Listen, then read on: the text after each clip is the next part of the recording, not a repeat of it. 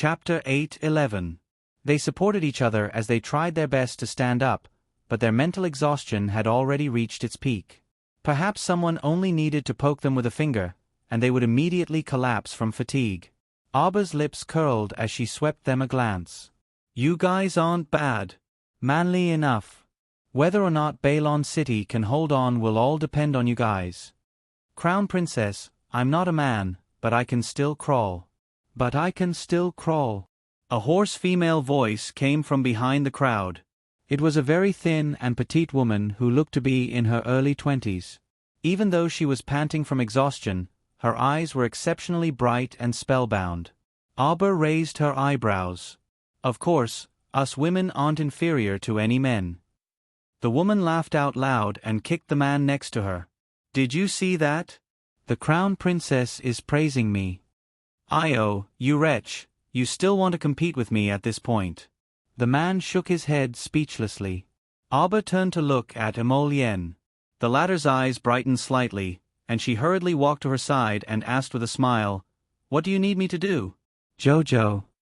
Arba raised her hand and took out a jar of medicinal liquid from her inner world, tossing it to the mystic cultivators. Drink a mouthful. It can help you replenish your mystic energy as quickly as possible. Mystic cultivators recovered their mystic energy abnormally slowly, especially after it was depleted.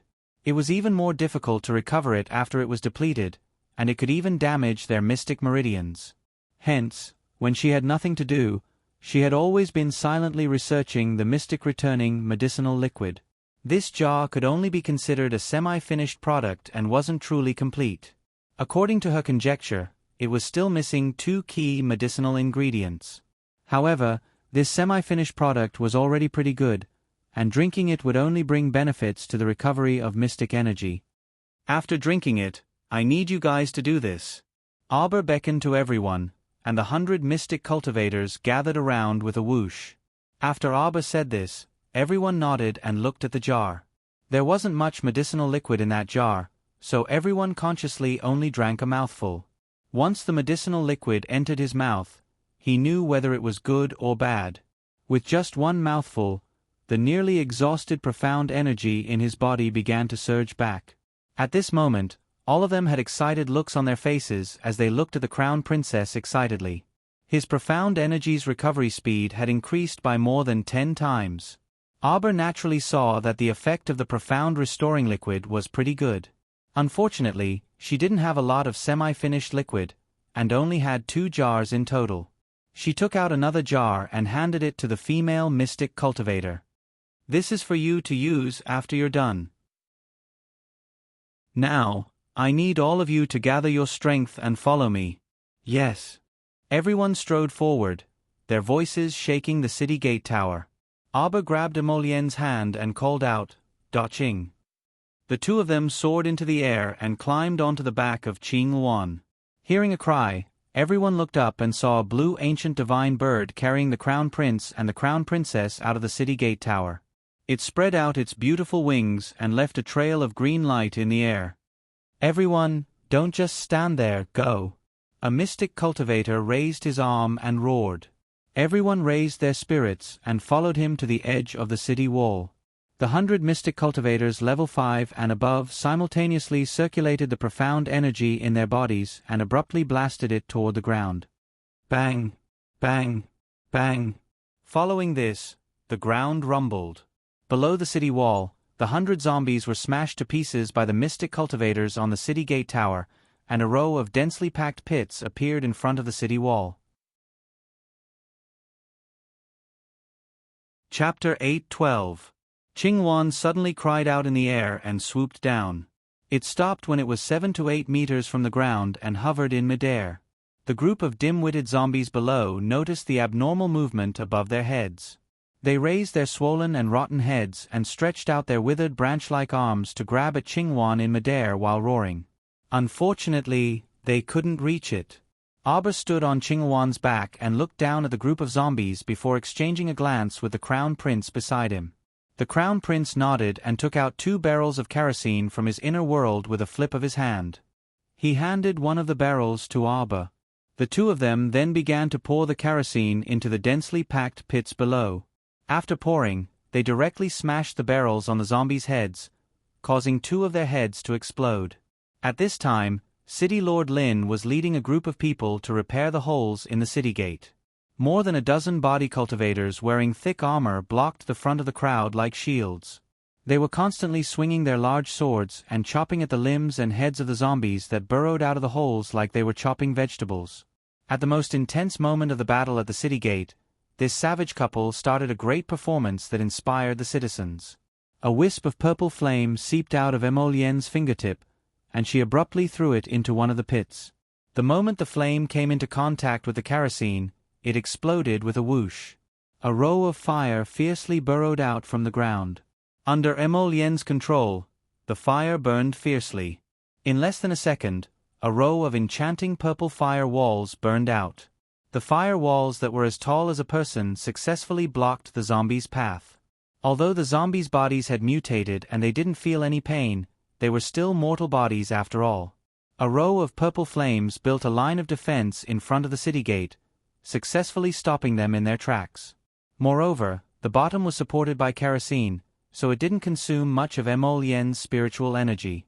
This method worked. His little girl was truly smart. This was much faster and more powerful than directly consuming large amounts of fire spiritual energy to deal with tens of thousands of zombies. Hundreds of zombies standing in front of the fire walls that couldn't dodge in time were directly burned to ashes by the purple flames. The mystic cultivators on the city gate tower erupted in intense cheers. Such a method could really hold off the corpse puppet army for a period of time. If they wanted to pass through, they would have to pass through the wall of fire. But under the purple flames, how could they remain unharmed? Emolienne raised her hand and stroked the little girl's fluffy head. A smile flashed across the corner of her mouth. City Lord Lin also saw everything through the hole in the city gate and immediately shouted with trembling hands, "Everyone, hurry!" Taking advantage of this opportunity, he cleared out the remaining corpse puppets. "We have to repair the city gate and hold on. Commander Hui and Marquis Zhao will be here soon to save us." A series of blood-boiling roars erupted from within the city gates. Everyone increased their strength and hacked at the corpse puppets that had entered the city, quickly repairing the holes. Rumble! At the same time, Zhao Shang led thousands of armored elite soldiers and arrived before Hui Feng. When the people on the city gate tower saw that the elite soldiers had arrived, they burst into cheers. The mystic cultivators drank the second bottle of mystic restoring medicinal liquid and began to gather their strength to carry out the second round of smashing the ground. This was to prevent the first layer of fire from being extinguished so that the second layer of fire could be replaced in time. But from the looks of it now, it probably wasn't necessary. Zhao Shang, clad in armor, took the lead and led a group of elite soldiers to clear out the large number of zombies on the field from the rear. Chapter 8:13. Horse hooves galloped, kicking up dust and sand. The Marquis of Stability, Zhao Shang, and his 2 sons were both brave and skilled in battle. The 3,000 elite troops charged through the zombie army's camp with unstoppable force. Like a sharp blade, they stabbed straight into the enemy's rear and carried out a large-scale cleanup. Zhao Shang had already seen His Highness the Crown Prince standing on Qinghuan's back. Seeing that the prince was safe and unperturbed from afar, he naturally let out a sigh of relief. The large machete in his hand slaughtered the zombies with even greater force. "Your Highness! Uncle, the Crown Princess and I are both fine." "Good, good." Zhao Shang made a hand gesture, having the 3,000 elite troops split into 10 groups to clean up the nearby zombies. At this time, Hui Feng and He Tian had also arrived with 2,000 royal guards. They cupped their hands at Prince Imo from afar and then led their troops into the heavy encirclement of the zombies. Immediately, Bailon City was filled with cheers. Both inside and outside the city were of one mind as they spared no effort to kill the zombies. The zombies that were originally climbing the city gate like a human pyramid were shot down by the cannons, while the remaining ones had their heads blown up by the arrows. The zombies between the firewall and the city gate had all been cleaned up. Lin Yongyi ran up the city gate tower and couldn't help but feel his scalp turn numb when he saw the mountain of zombie corpses piled up inside the firewall. If the zombie corpses were piled up a little higher, they would be able to climb up the city gate using that mountain of corpses and sea of blood. From the looks of it, after this battle ended, his Balon City's city gate still had to be reinforced and raised. City Lord Lin had already thought of the post-war construction of the city's defenses, so he buried this heavy load at the bottom of his heart and raised his arm to shout, "Come, all mystic cultivators gather for another wave. Let's clear the path forward for our brothers. Cannoneers and archers, get ready. Fight for Balon City. Fight for Balon City." Everyone on the city gate tower who still had a breath left roared. The mystic cultivators carried out the last wave of attacks, releasing waves of mystic energy that shot towards the densest group of zombies below the city gate tower. The cannoneers and archers had also finished their last round, and all of their ammunition and arrowheads had been exhausted. The mystic cultivators collapsed on the ground in exhaustion. They could no longer move a finger. From below the city tower came the sound of 5,000 cavalrymen sweeping through the battlefield and the neighing of war horses. The ordinary soldiers wiped their sweaty faces and leaned on the city walls to watch, shouting hoarsely. Wanren Ningjing was also shocked by this scene. The anger in his heart had long been thrown to the back of his mind under such a hot-blooded situation. She turned around and said to the two doctors from the Celestial Medicine Valley who were watching with folded arms, "What are you guys still standing there for? Help save people." "Miss Jing." The two doctors were surprised. They had clearly fallen out with the Crown Princess just now, so why did the Celestial Medicine Valley still have to help treat Balon City's citizens and civilians? Saving lives is the duty of a doctor. Wanren Ningjing rolled up her sleeves and helped an ordinary soldier covered in blood up, beginning to treat him. Kong Rumio was Wanren Ningjing's die-hard fan. Although she was also a bit indignant, she was used to obeying Wanren Ningjing's orders. As a result, she was the first to run up and help Wanren Ningjing administer acupuncture and feed medicine. Those two doctors still wanted to say something, but when they saw Wanren Ningjing's cold gaze, they stifled the words in their hearts and went to save the patient with taut faces. In the end, they were still a bit unhappy, so they didn't control their strength. Chapter 8:14. Only after Wanren Ningjing frowned and glanced at them from the corner of her eyes did the two become slightly better. While helping, Kong Rumio couldn't help but mutter, "Little Jing, that crown princess is so arrogant, so why should we help her?" "Are we helping her?" Wanren Ningjing pursed her lips. She nimbly cleaned the wound and wrapped the gauze around the soldier's arm. "This is a doctor's instinct. Regardless of how much enmity we have with that arrogant and rude crown princess, this has nothing to do with a doctor's duty. Business is business. Private is private. We're saving people." "Oh." Kong Rumio pursed her lips and handed a pair of scissors to Wanren Ningjing.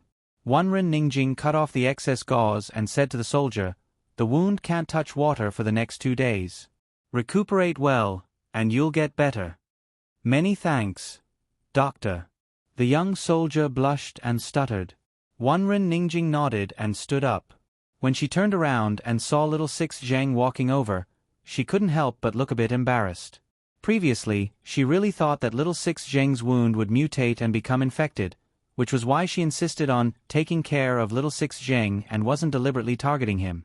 Later, after the Crown Princess's bullshit experiment, she realized that their newly inflicted wounds wouldn't mutate their bodies.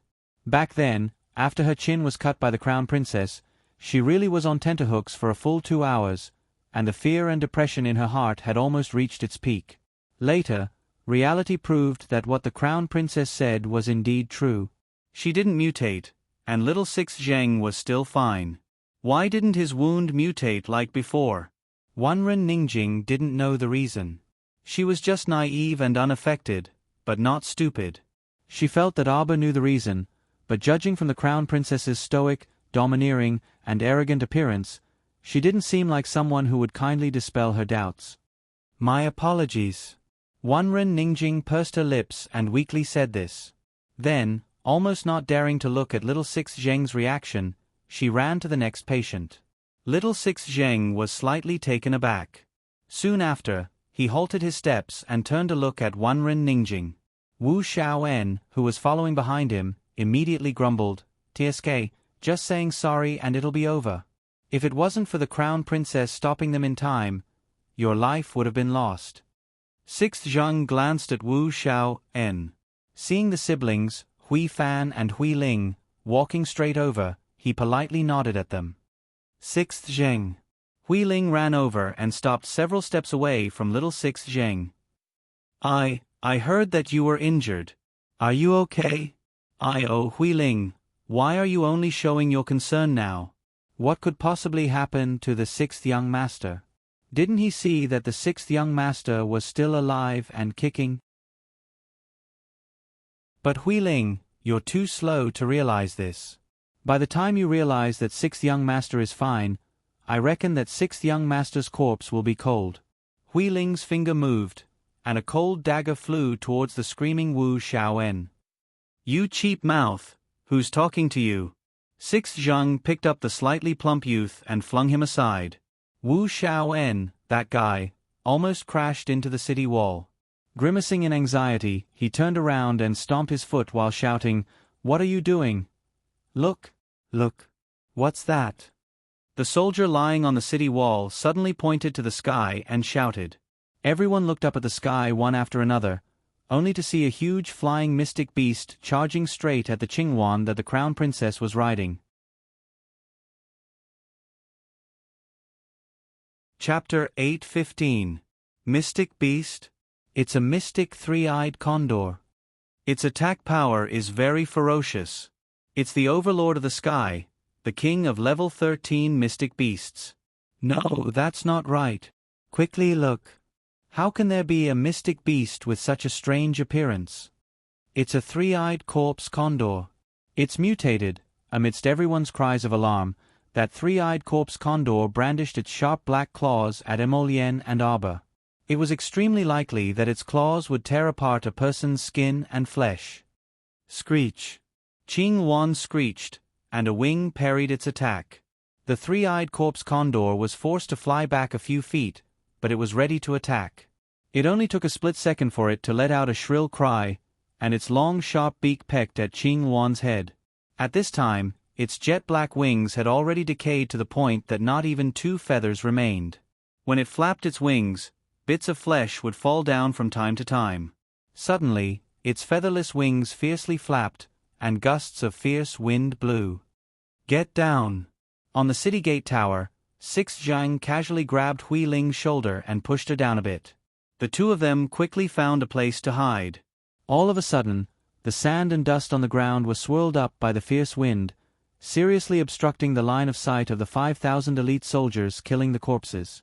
The edge of the city wall was also destroyed by the frightening wind, and pieces of gravel were forcibly torn out, falling into the crowd one after another. Everyone helped each other as they rolled and crawled to escape to a corner of the wall, avoiding the three-eyed corpse condor's attack. Arba's gaze was ice-cold as he looked at this beast wantonly churning in the sky. He slightly raised his wrist, and a circle of binding talismans flew to the three-eyed corpse condor's side with whooshing sounds.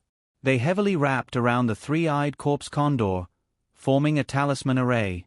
Talisman power overflowed in all directions, tightly trapping that extremely noisy three-eyed corpse condor in the center of the circle.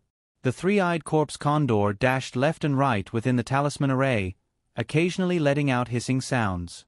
A green vine drilled out from Arba's sleeve, and it directly whipped at the three-eyed corpse condor. With several whooshing sounds, the three-eyed corpse condor was whipped to the ground by the green vine, and it continuously fell down, smashing into the place where a group of corpses were gathered. Boom! The three-eyed corpse eagle struggled to continue its flight, but it was suddenly struck by a purple flame. Flames rose from its body and spread to a large group of zombies. The three-eyed corpse eagle roared as it rolled about on the ground covered in sand and dust.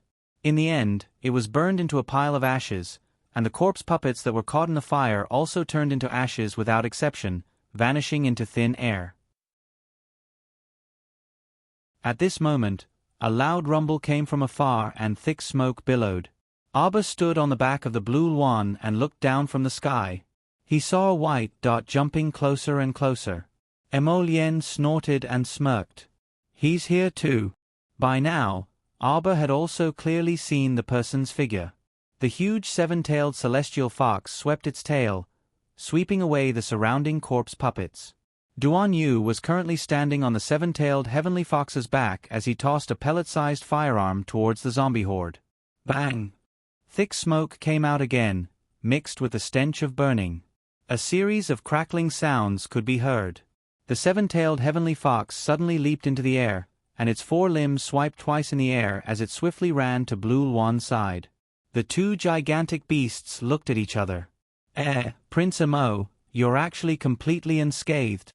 Duan Yu waved his claws, but before Emo Lien could retaliate, he turned his gaze to Arbor. Jojo, don't be scared, don't be scared. I've come to save you.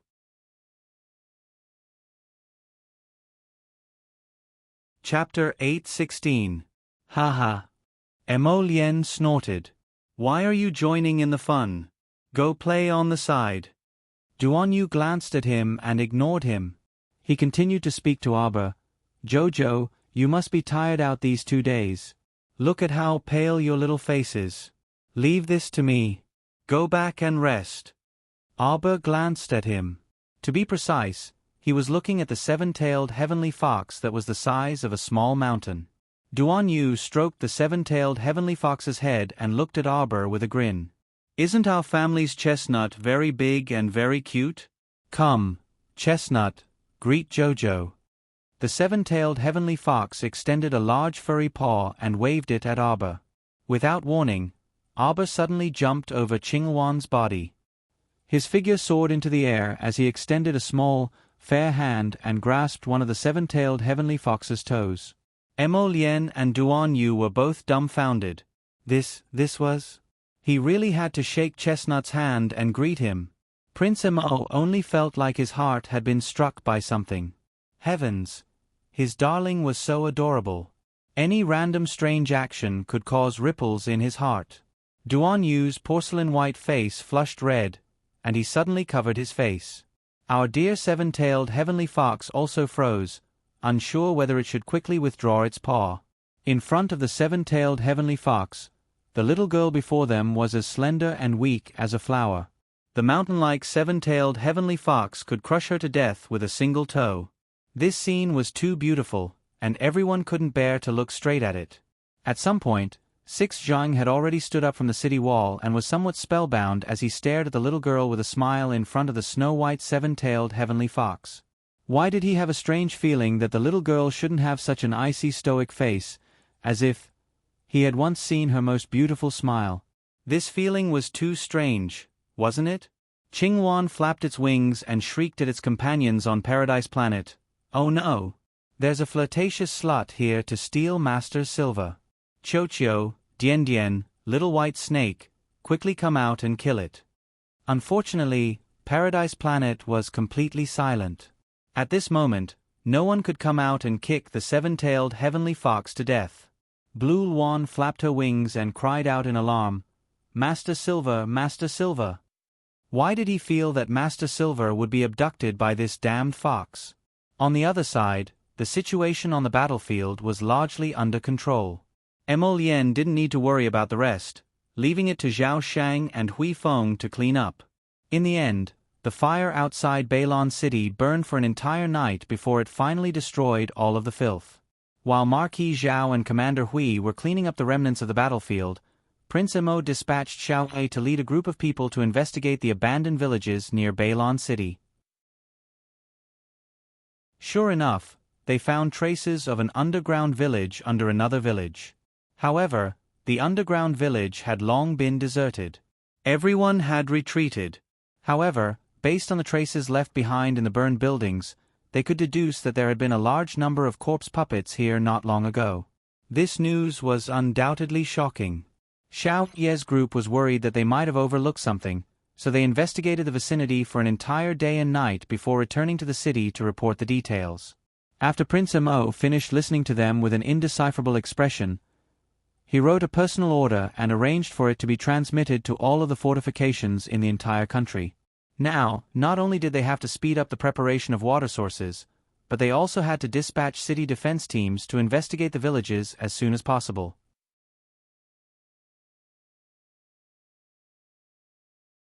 Chapter 8:17. At this time, Chiao Mu was looking at the incessantly bawling bald child with a headache. She feebly raised her hand to rub his bald head. "Don't cry." Arbor sighed. She reached out and carried him onto her lap, patting his back. "You monks also cry. Monks are also human." "Of course we cry when we're unhappy," the little monk retorted in a childish voice. "Benefactress, do you know your mistake?" The corner of Arbor's mouth twitched. What mistake did she know? "You promised my master that you would take care of me. But ever since we entered the city, you left me in the room and didn't even look at me." The more the little baldy spoke, the more upset he became. He was sobbing. Arbor was at her wit's end. She raised her hand and patted his head. All right, don't cry. I've been busy these past 2 days." The little baldy bit his little sleeve and sobbed. "I'm starving to death. Benefactress. Call me sister." Her eyelids twitched when she heard him call her mother *King Benefactress. The little baldy's cries were earth-shattering. Arbor resisted the urge to run out of the door. She waved her hand and took out a juicy peach from her inner world and stuffed it into his arms. "All right, don't cry. This is your compensation." The little baldy sobbed as he hugged the peach. He raised his pair of watery eyes and asked pitifully, "Just one? It's not enough. What have you been doing these past few days?" Arbor rolled her eyes. She took out 2 vegetarian dishes and a bowl of rice from the food box and asked, "Do you want to eat red braised pork?" The little monk's face flushed red. He hurriedly closed his eyes and waved his hand while hugging the peach. Not eating. Take it away." Arbor laughed at him. "You little monk, your 6 senses are obviously not pure. I haven't even taken it out yet and you don't even dare to look at it. Who knows, if I really take it out, you'll pounce on it and eat it happily." "Benefactress, don't say that." The little monk widened his pair of cute eyes and glared at Arbor angrily. "Could it be that you're not? If you don't have meat in your heart, you won't be able to see meat in your eyes. Eating meat is just eating vegetables. If you have meat in your heart, you can eat radish as meat too." Arbor snappily picked up a radish with his chopsticks and stuffed it into the little monk's mouth. "What? You haven't eaten for the past 2 days. Are you going on a hunger strike?" "That's not it. The vegetarian dishes they make are not to my taste at all." The little monk swallowed a mouthful of white radish and was so angry that his face turned red. "Benefactress, men and women shouldn't touch each other. Don't hug me again." When Prince Mo entered the room, he happened to hear this sentence. His figure flashed and he picked up the little fellow. The little monk's limp arms and legs trembled as he struggled with all his might to get off the ground. His pair of black eyes stared angrily at Emolien. "Benefactor, you're too violent. Quickly put me down, or else you will regret it." "Oh. Then tell me, how will I regret it?" Emolien pursed her lips and faintly glanced at the little monk. The little monk widened his round eyes and his face was filled with indignation. "I want to pee. Pff." Arbor was amused by this big and small duo. Emolien turned to look at him and her phoenix eyes suddenly lit up. Seeing that the little monk had amused Jojo, she decided not to bicker with him. Emolien loosened her grip and saw the little monk running towards Arbor. "Benefactress, bring me to pee." Emolien wanted to slap this brat to death. The smile on Arbor's lips instantly froze.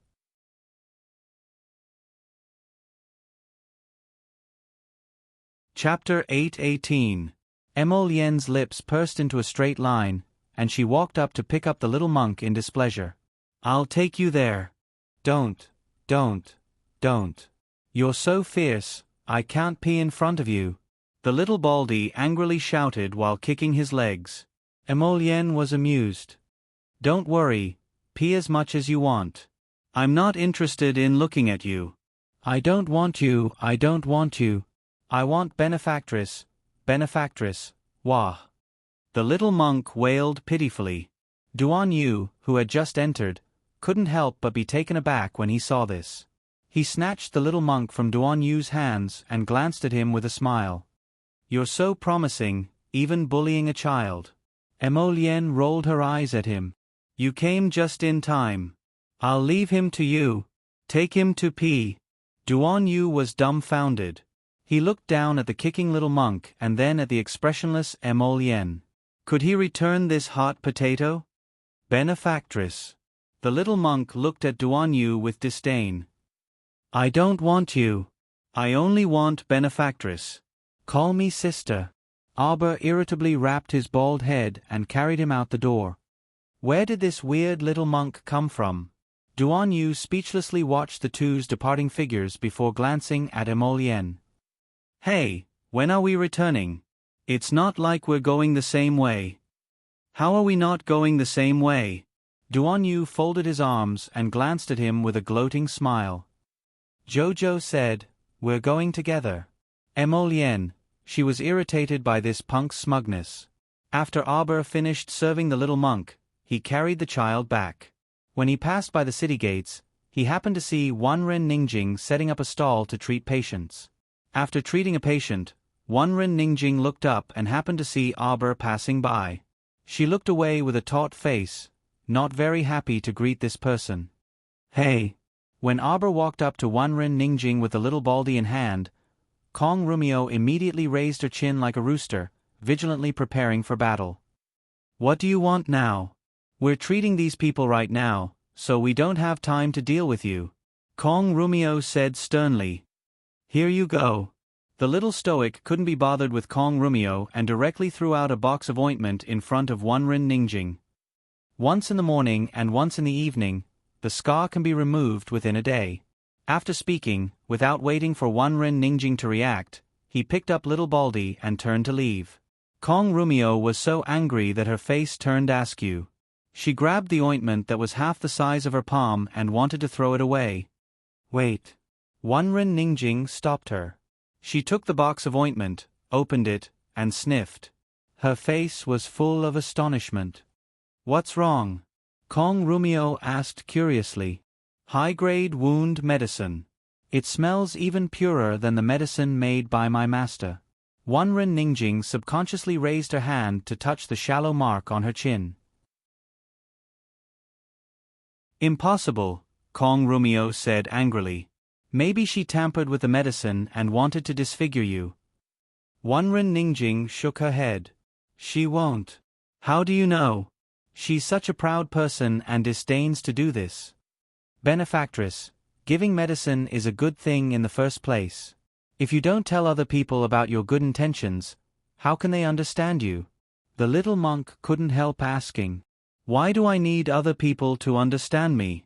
Sigh, I'm really worried about you. The little monk sighed heavily. Arbor couldn't help but find it funny and rubbed his bald head. Let's go home. Let's go home for the new year.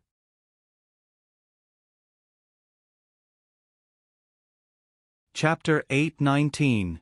Ever since she went to the holy water sect to cultivate, she hadn't been able to celebrate the new year at home for 7 years. This year, she had promised her mother that she would stay at home no matter what. Hence, after the party cleaned up the mess in Bailon City, they hurried back to the Mo Kingdom capital. Fortunately, it was only a day's journey between the Mo Kingdom capital and Bailon. They set off early in the morning and had already set foot in the Mo Kingdom capital by 10 in the evening. Zhao Ho had made preparations for the battle against the zombies in Bailon City this time. All of the participating soldiers had donned special armor that could effectively defend against the zombies' scratches. Thus, after this battle, only a dozen or so people were injured, which was an extremely good result. After compensating the families of the dead and injured soldiers, Zhao Ho and Hui Feng's troops hastily bid farewell to the Crown Prince as soon as they entered the Mo Kingdom capital. They each returned to report to the Great King and the Queen. Emolienne, along with Duan Yu and Arbor, led a few people and leisurely paced their horses inside the city. Sixth Zhang, Wu Xiao En, and the others urged their horses forward to bid them farewell.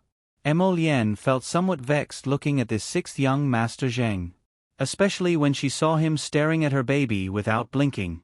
She cupped her hands and whispered, "Many thanks to Miss for saving me this time. Farewell. If there is a chance in the future, I will definitely repay this favor." He looked at Six Zheng, feeling strangely vexed. Arba nodded at Six Zheng and said, "Take care." Even Duan Yu could see something fishy about the little fellow's bizarre attitude. This was truly strange. According to Duan Yu's understanding of the little fellow, this little stoic basically ignored strangers. Who was this Six Zheng? How did he inexplicably catch the little fellow's eye? Could it be that their ancestral graves were emitting green smoke? Duan Yu glanced at Six Zheng's departing figure with envy and jealousy. He secretly shifted his gaze to Emolien's face and tried to communicate with him with his eyes. "Duan Yu, what's going on?" "Emolien. Humph." She proudly turned her head away from him. Before this, when second young Master Do had brought the people of Celestial Medicine Valley to bid farewell, it was very clear that Miss Chiao hadn't even glanced at second young Master Do out of the corner of her eye. Did he not like second Do? Duan Yu winked at Emolien. Speaking of which, just how many stories had happened while he wasn't around? His heart itched. He really wanted to know. The Celestial Medicine Valley naturally had a branch in the Mo Kingdom capital.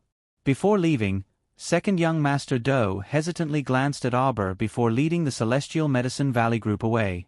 Second Do was also very suspicious in his heart. He always felt that the Crown Princess's eyes held hostility towards him, but why? Even junior sister Wanren, whom she had a small dispute with, was ignored by the Crown Princess. But why did she treat him like this?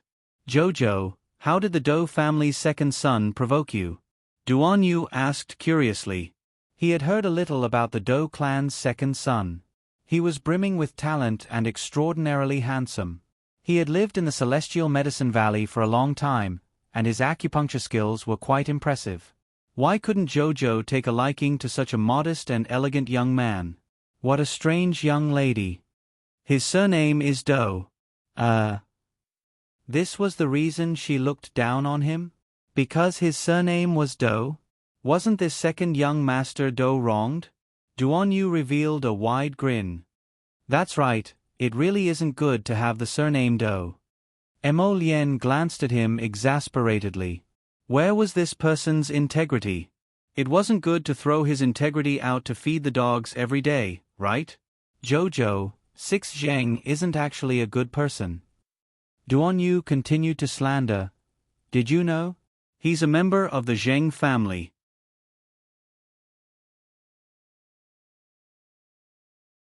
Chapter 8:20. Arbor was taken aback, and he turned to look at Duan Yu. Duan Yu quickly explained, "It's that Zheng family, the Zheng family that you loathe. Consort Zheng's nephew, Six Zheng. Speaking of which, we're enemies with him, so don't get too close to him. If you get involved with the Zheng family, it'll be very troublesome in the future." It turned out that little Sixth was actually from Consort Zheng's maternal family. This was something she didn't know in her previous life. Ever since Little Sixth joined their team, he had never revealed his surname and only referred to himself as Little Sixth, so she was completely unaware. Speaking of which, there's something you definitely don't know. Duan Yu held the reins with one hand and turned to look at the two of them. He said with a grin, "That Consort Zheng. Didn't Consort Zheng's title of noble consort just get stripped away by Consort Zheng and demoted to a normal consort before you left? What happened to her now?" Emolien and Arbor asked in unison. The night before I left the country kingdom capital to find you guys, she was personally released from Sephora Flower Palace by the great king." Duan Yu looked at Emolien with a chuckle. "I say, your dad is really amusing enough." He had just demoted him, and in less than half a month, he had promoted him back to his former position. He even wantonly rewarded the Zheng estate so much. "I reckon that your mom must be quite furious right now." Emolien coldly glared at Duan Yu. Duan Yu rubbed his nose and spread his hands in exasperation. "I'm just stating the facts. Don't call her consort Zheng anymore. She was promoted to noble consort by the great king again." "Oh, apparently, Consort Zheng is pregnant again. So your dad was happy and not only removed Consort Zheng's ban, he even promoted her again." Arbor was taken aback, and his lips curled into a sneer. "She's pregnant?" Duan Yu felt that there was something wrong with Darling Chow's smile, but he didn't ask and nodded in high spirits. Darling, she came out to make you unhappy again. How do you think we should deal with her? Who's with you? You can't just call me Bao Bao. Emolien gave him a look that told him to get lost. She rode forward and took Arba's reins. Jojo, don't think about these things. I'll take you home first. Right, let's go home first. We'll talk when we get home. Duan Yu also hurriedly chimed in. Arba nodded. She was a little tired after being busy every day. She needed to rest for a few days when she got home. As for Consort Zheng, let's put it aside for now. In any case, the special beautifying pill that State Uncle Zhang had bought at a sky-high price had already been offered to her. After she took it for a while, she would be able to teach her a lesson. Aber, Emolien, and Duan Yu turned onto Min Shun Avenue, but they stopped after walking a few meters. They saw a carriage blocking the path at the corner. A miss inside the carriage had already been carried down, and two maidservants were frantically massaging her forehead as they called out repeatedly, Miss Mississippi. Duan Yu raised his brows and gave Emolien a look that said, Did you invite them here? From across Arba. Emolien rolled her eyes at him in annoyance. When he turned around, he saw an old doctor carrying a medicine box. He was being dragged by someone and was out of breath as he ran over. Emolien and the others dismounted and threw the reins to the retainers to handle. They weren't far from the Marquis's estate, and Arba didn't have much of a noble style, so they just walked a few steps. That old physician crouched there and administered 2 needles to the miss. Suddenly, the miss's limbs started convulsing, and her face contorted in extreme pain.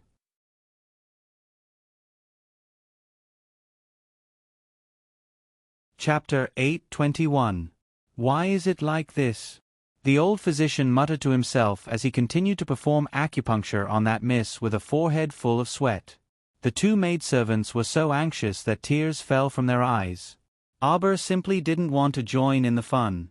In any case, the other party had already called for a physician, so naturally, the physician would handle the situation. Emolien pulled her by the hand as she walked past the miss on the ground. She suddenly paused and gazed at that Mrs. Glabella as she softly exclaimed in surprise. Seeing that she had stopped, Emolien also stopped.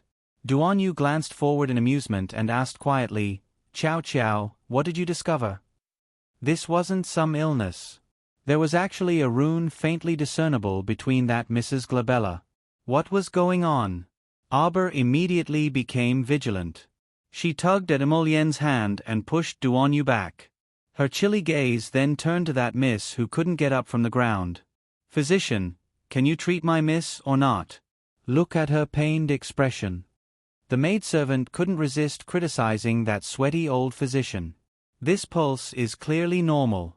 This old man has practiced medicine for many years, but I've never seen this kind of symptom. What normal? My miss was fine in the carriage just now, but she suddenly clutched her chest and cried out in pain. Then she fainted. The maidservant shouted anxiously and angrily, Physician, if you can't tell what's wrong, don't delay my miss's illness. The old physician was momentarily at a loss for words and also stood up uneasily. Come, let me take a look. Arba suddenly took a step forward and squatted down in front of that miss. When the maidservant turned around and saw a young lady even younger than her miss, her eyes immediately brimmed with distrust. Who are you? What do you want? Xiao Yi. Yes. Young master. Xiao Yi led 2 people forward and lifted up those 2 shrieking maidservants without a second word. Each person slapped down, and the 2 maidservants' necks crooked, and they both fainted. What do you want to do? My family's young miss is the 3rd young miss of Li Shaoqing of the Guanglu Temple. You better not mess around. The carriage driver stared dumbfoundedly at Xiao Ye's group. When his gaze landed on Emolien and Duan Yu, he felt that these 2 youths were out of the ordinary. Sorry to trouble you. Arba held Miss Li's hand and felt her pulse.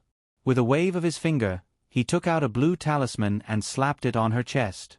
The rune flashed in front of Miss Li's chest and surged into Miss Li's body.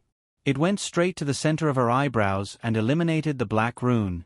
Miss Li promptly groaned and opened her eyes, meeting Chow Mu's gaze in bewilderment. "It's all right. Hurry up and bring your young lady back to the mansion." Arbor stood up and left, leaving behind the coachman who kept thanking him with a grateful expression. After the three of them were some distance away from the carriage, Duan Yu couldn't resist asking curiously, "Jojo, did you use a talisman on her just now? Could it be that Miss Li isn't sick? She was hit by a forbidden curse." Arbor's small face was taut, and his expression was very solemn. That is a group of people born from talisman practitioners who unscrupulously pursue dark forbidden cursed talisman arts. Fortunately, this talisman practitioner's skills weren't up to par yet, so she only used the simplest kind of sickness talisman to break it. However, Arbor didn't expect that a talisman practitioner would appear in the Mo Kingdom capital.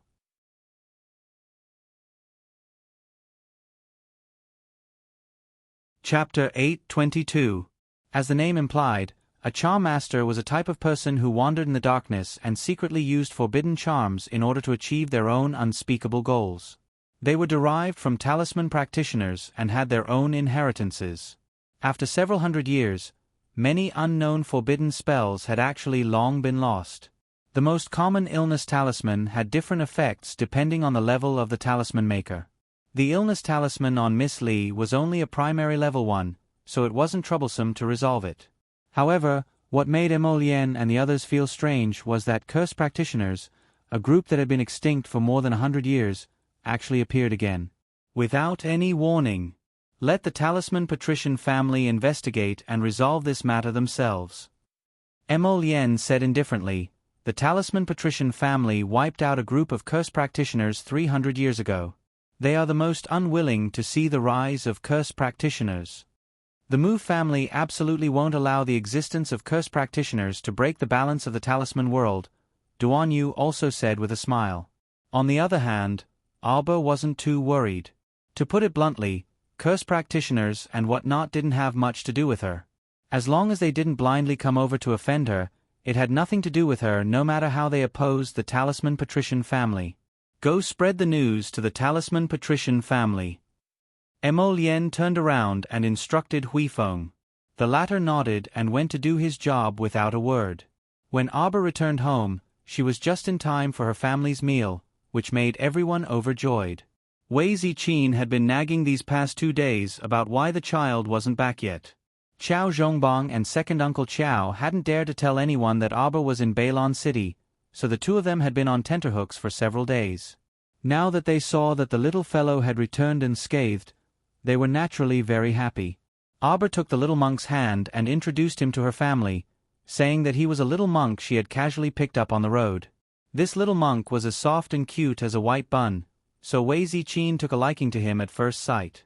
On the other hand, our dear Qiao San became vigilant as he repeatedly glanced at the little monk.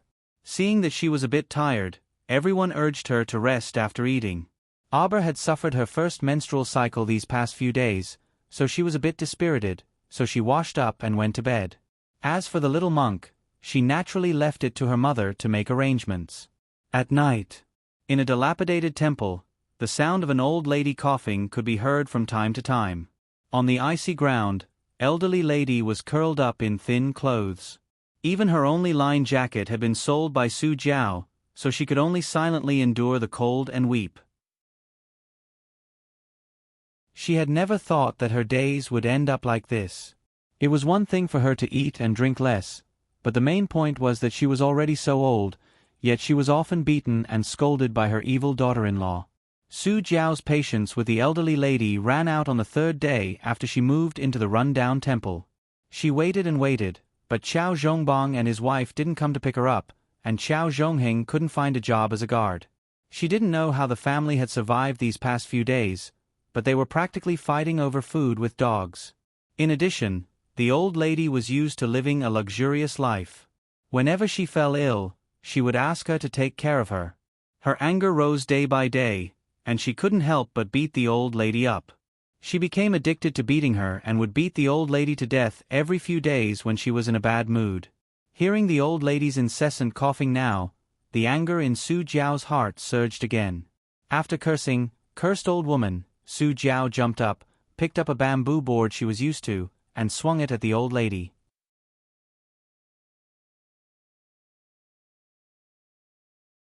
Chapter 8:23.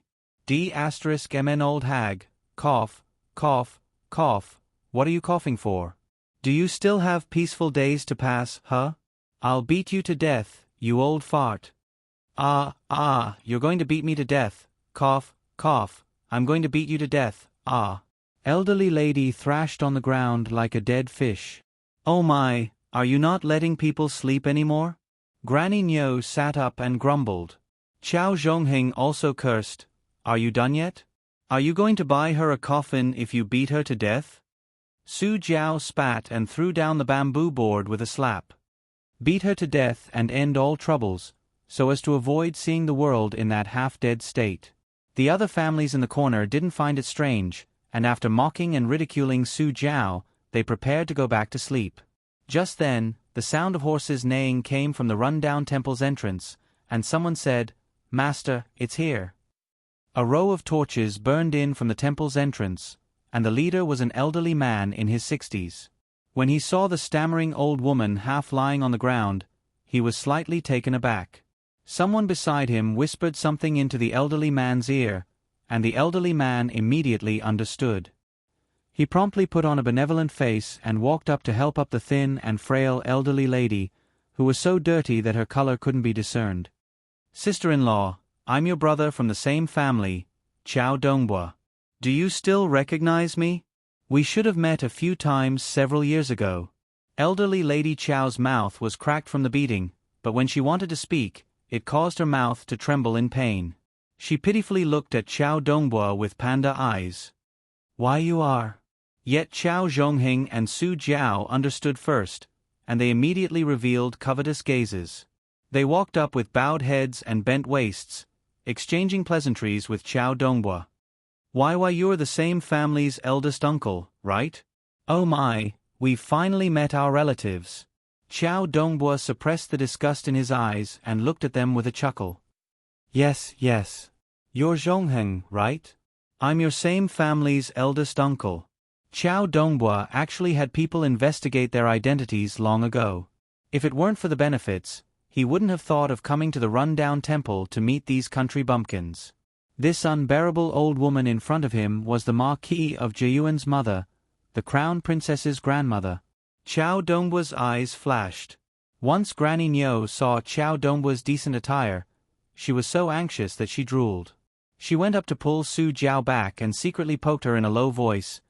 "Jiao, we've been through thick and thin together for these 10 days. If it weren't for me constantly helping you out, you wouldn't be able to look forward to good days now. I don't care, you have to take my family with you, Su Jiao pursed her lips non-committally. Granny Nyo became anxious upon seeing this, and she went up to pinch her hand as she whispered, "If you return to the main family, you'll have one more brother and one more helper. My son and 2 grandsons are all capable of helping you." Right. Madame Bo also hurriedly stepped forward and said to Su Jiao with a fawning expression, "Younger sister Jiao, our 2 families have been together for so long, so we know each other very well. Take us with you, it'll be easier for you in the future." The other people in the dilapidated temple also looked at them enviously. They secretly regretted not building a good relationship with Qiao Zhongheng's family from the start. Su Jiao straightened her back like a proud peacock, looking down on these lowly commoners in the corner of the run-down temple. Humph, when she returned to the Qiao family's main family and became the 3rd young mistress, she definitely wouldn't let off Qiao Zhongbang and his family of devils. Achoo! Auber reached out to rub his small nose.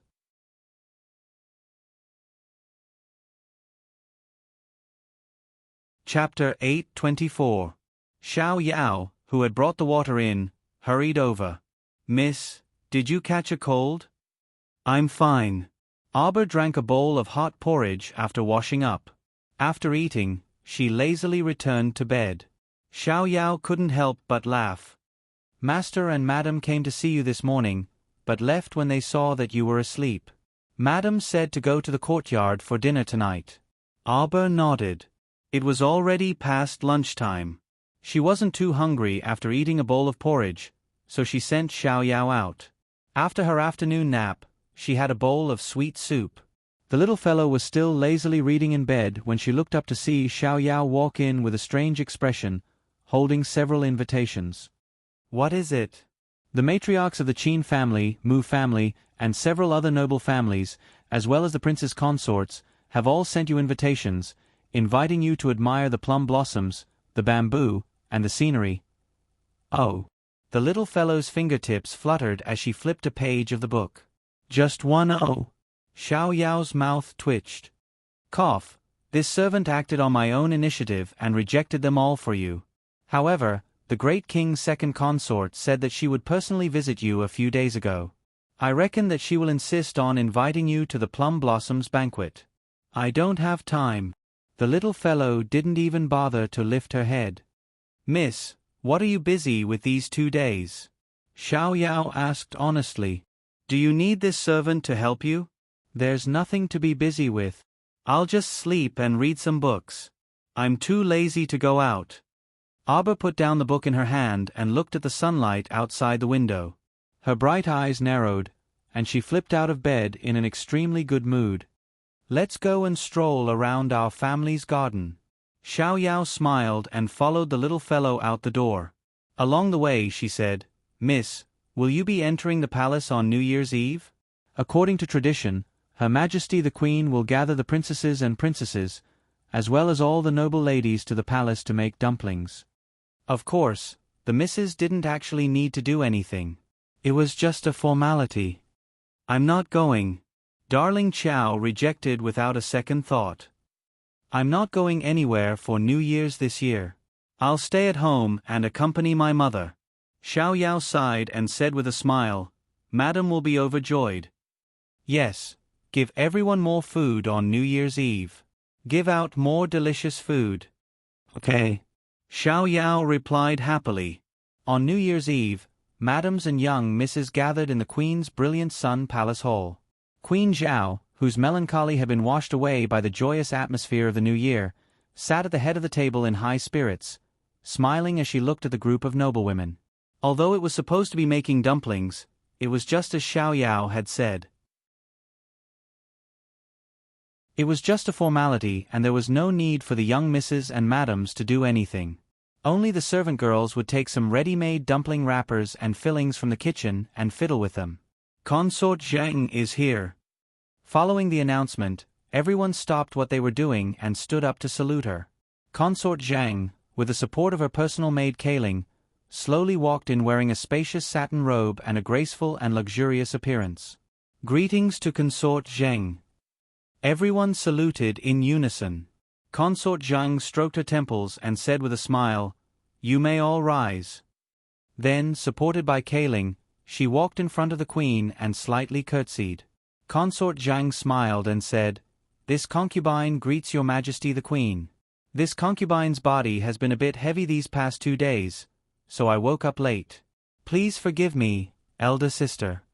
The Queen coldly glanced at her, her gaze seemingly sweeping over her flat stomach. Then she sneered, Younger sister's body is heavy, so there's no need to be so courteous. Sit. Thank you, Your Majesty. Consort Zhang seductively sat down and swept her gaze over everyone. She pretended to be surprised and said, why don't I see the crown princess?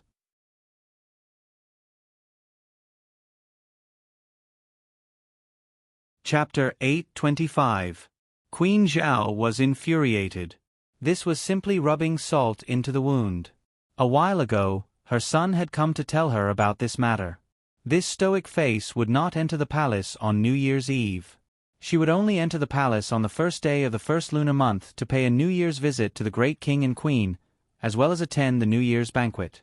According to the usual practice of previous years, the princesses, commandery princesses, noble ladies, and noble ladies would all enter the palace to go through the motions.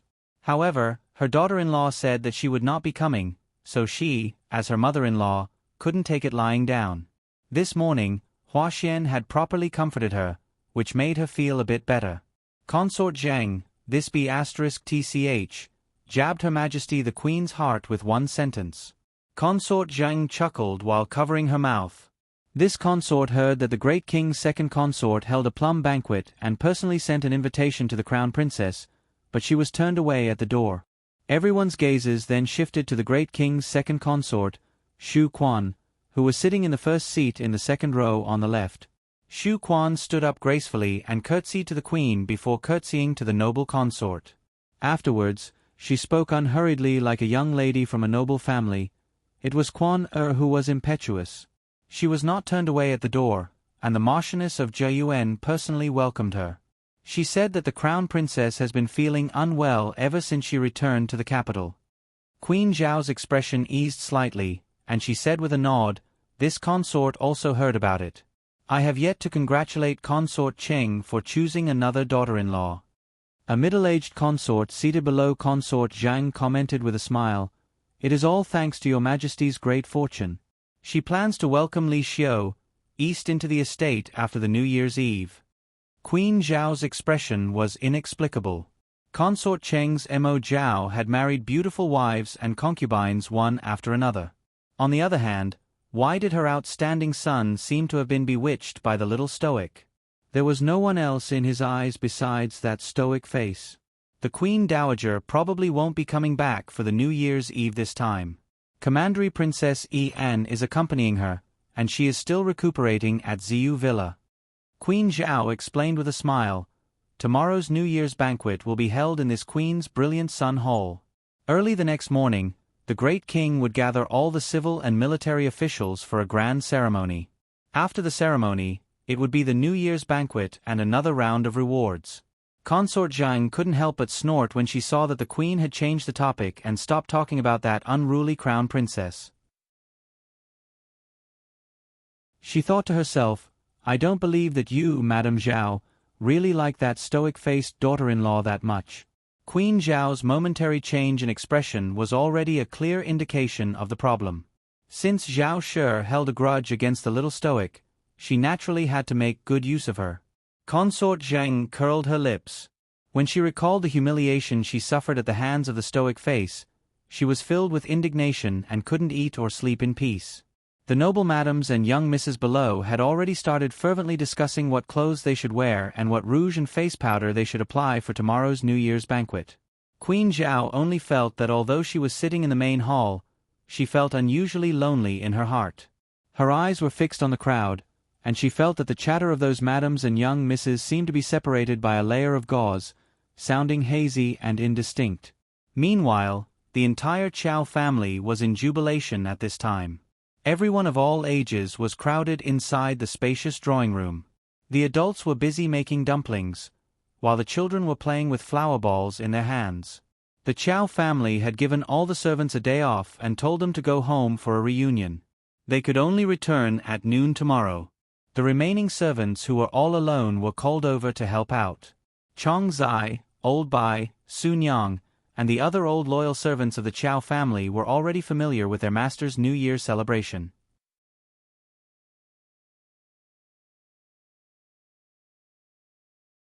Chapter 8:26. Several of the new servants were all shocked. Master had just said that there weren't any masters or servants today. Everyone here was a family, and they were all working together to make a reunion meal. Dongmei didn't know how many years it had been since she had eaten a full meal. She was an orphan and had experienced the fickleness of human nature since she was young. She had struggled her way through life until she was sent here by a broker not long ago and was luckily chosen by elder sister Chunying. Ever since she started working in the Chow estate, she no longer had to worry about starving or freezing. A few days ago, she received 2 sets of new winter clothes and new jackets. At that time, her tears fell. She secretly told herself that she had to work hard. It was rare to meet such a good master. If she didn't work hard, she would really be a fool. Today was New Year's Eve, and Master and Madam actually allowed all the servants who didn't go home to have a reunion meal together. This once again refreshed her understanding of the master's family. "Stop playing." Wei Ziqin lightly patted her younger daughter's hand and said with a smile, "Look at your sister. What kind of toy are you making?" Xiao Lin pouted and said, "Mother, you only care about sister. Look at sister's dumplings." They're so crooked and ugly. How can they be prettier than mine? It was rare for Arbor to feel awkward. Don't tell me that her talent in cooking was very mediocre. You lass. Wei Ziqin raised her hand to pat her younger daughter, but Qiao Lin ran away in a flash and sprinkled a handful of flour on her younger brother Qiao Sen's little face. Qiao Sen looked at his sister with a dumbfounded expression. The white dumpling-like little monk beside him actually chuckled and clapped his hands together. Just as he was about to open his mouth and chant, "My Buddha," he freaking flicked the flour all over his face. His nose and little mouth were stained with some white. Qiao Lin looked back and laughed out loud. "His Highness the Crown Prince is here. His Highness the Crown Prince is here." Chong Zai excitedly ran through the door and shouted. The whole family hastily patted off the flour on their bodies and hands. Just as they were about to turn around to welcome them, Emolien strode inside with a bright smile. "Dad, Mom, Chow Chow, I've come." Wei Ziqin laughed so hard that her eyes couldn't be seen. Duan Yu, who was following behind her, involuntarily harumphed and pursed his lips.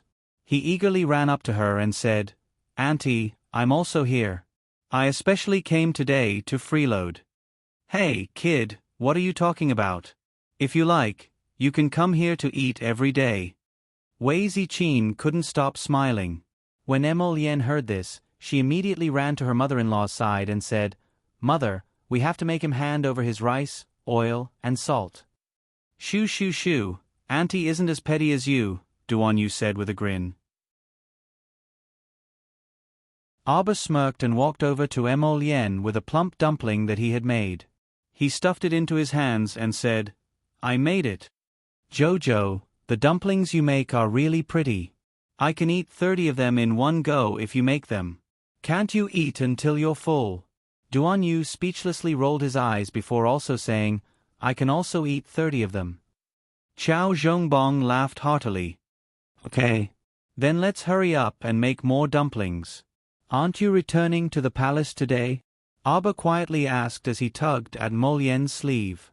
Emolien's phoenix eyes curved as he smiled at him. "I'll stay up with you until the new year. We can just return before 5 o'clock. At 5 o'clock, the great king would solemnly hold a grand opening ceremony. At that time, all civil and military officials would have to attend and present memorials to express their respect, singing the praises of the great king as a formality.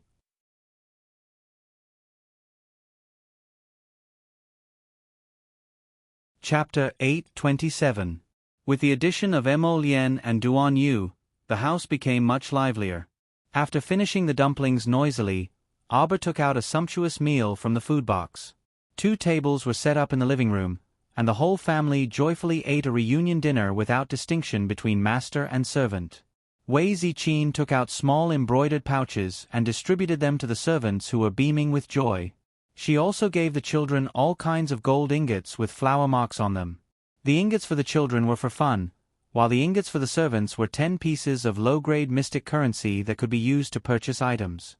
This type of mystic currency was the newest circulating currency that the imperial court had just issued. It was forged from magnetite, so it was naturally divided into low-grade, mid-grade, high-grade, and supreme-grade mystic currency. Reportedly, it was not only used in the Mo Kingdom, but also in many northern countries.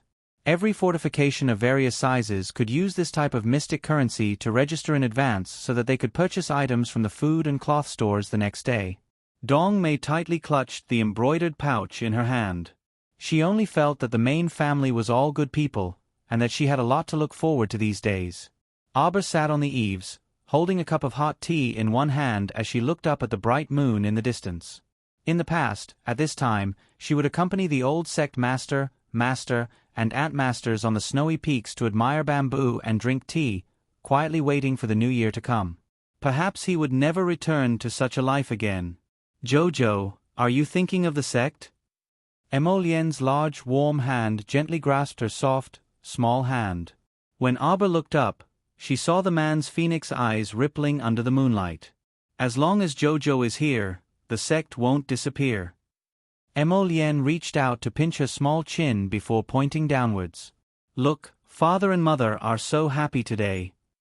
Arbor looked down and saw the 2 foodies, Qiao Lin and Qiao Sen, hugging a large fruit box and happily munching on multicolored fruits. Qiao, who was collapsed on the side. Perhaps because he ate too much, he was rubbing his stomach with one hand. Xiao Yao stifled her laughter as she brought him a bowl of digestive soup.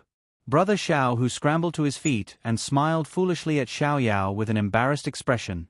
Duan Yu was currently playing horse diao with his parents and second uncle. When she looked over, she happened to see her mother grinning from ear to ear. "Oh my, Duan Yu, are you always going easy on Auntie? Auntie got burnt again. Auntie, you're so lucky today." Qiao Zhongbong pretended to be angry and snorted. "Why not? With Buddha's blessings, how could he be unlucky?" She saw the little monk sitting cross-legged on a soft cushion next to her mother's feet. He was holding a wooden fish in his hand and knocking it while mumbling something. The corner of second Uncle Qiao's mouth twitched. He didn't know whether to laugh or cry as he said, "Little master, can you stop knocking? Which monastery would hold morning prayers until this hour?" What a funny little doll. She didn't work hard in the morning, but when night came, she was cramming. That's not it. The little monk answered second Uncle Qiao's question as he knocked on the wooden fish. "This young monk is doing tomorrow's morning prayer." Second Uncle Qiao glanced at him exasperatedly. "Why are you doing tomorrow's morning prayer now?" Duan Yu guffawed. "Is there a need to ask?" "It's definitely because he can't get up tomorrow morning." The little monk lowered his head with a blush and continued to knock on the wooden fish, casting everyone's laughter to the back of his mind. It wasn't until Aba was feeling a bit sleepy that the sound of firecrackers and drums rang out, waking her up with a start. When she looked again, she saw that her drowsy state from earlier had thrown herself into Emolien's arms.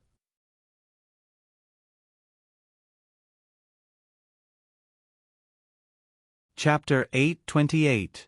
The little monk had already finished tomorrow's morning lesson and was having fun with Qiao Senator. He ran over to tug at Duan Yu's robes and insisted on dragging him to set off the firecrackers.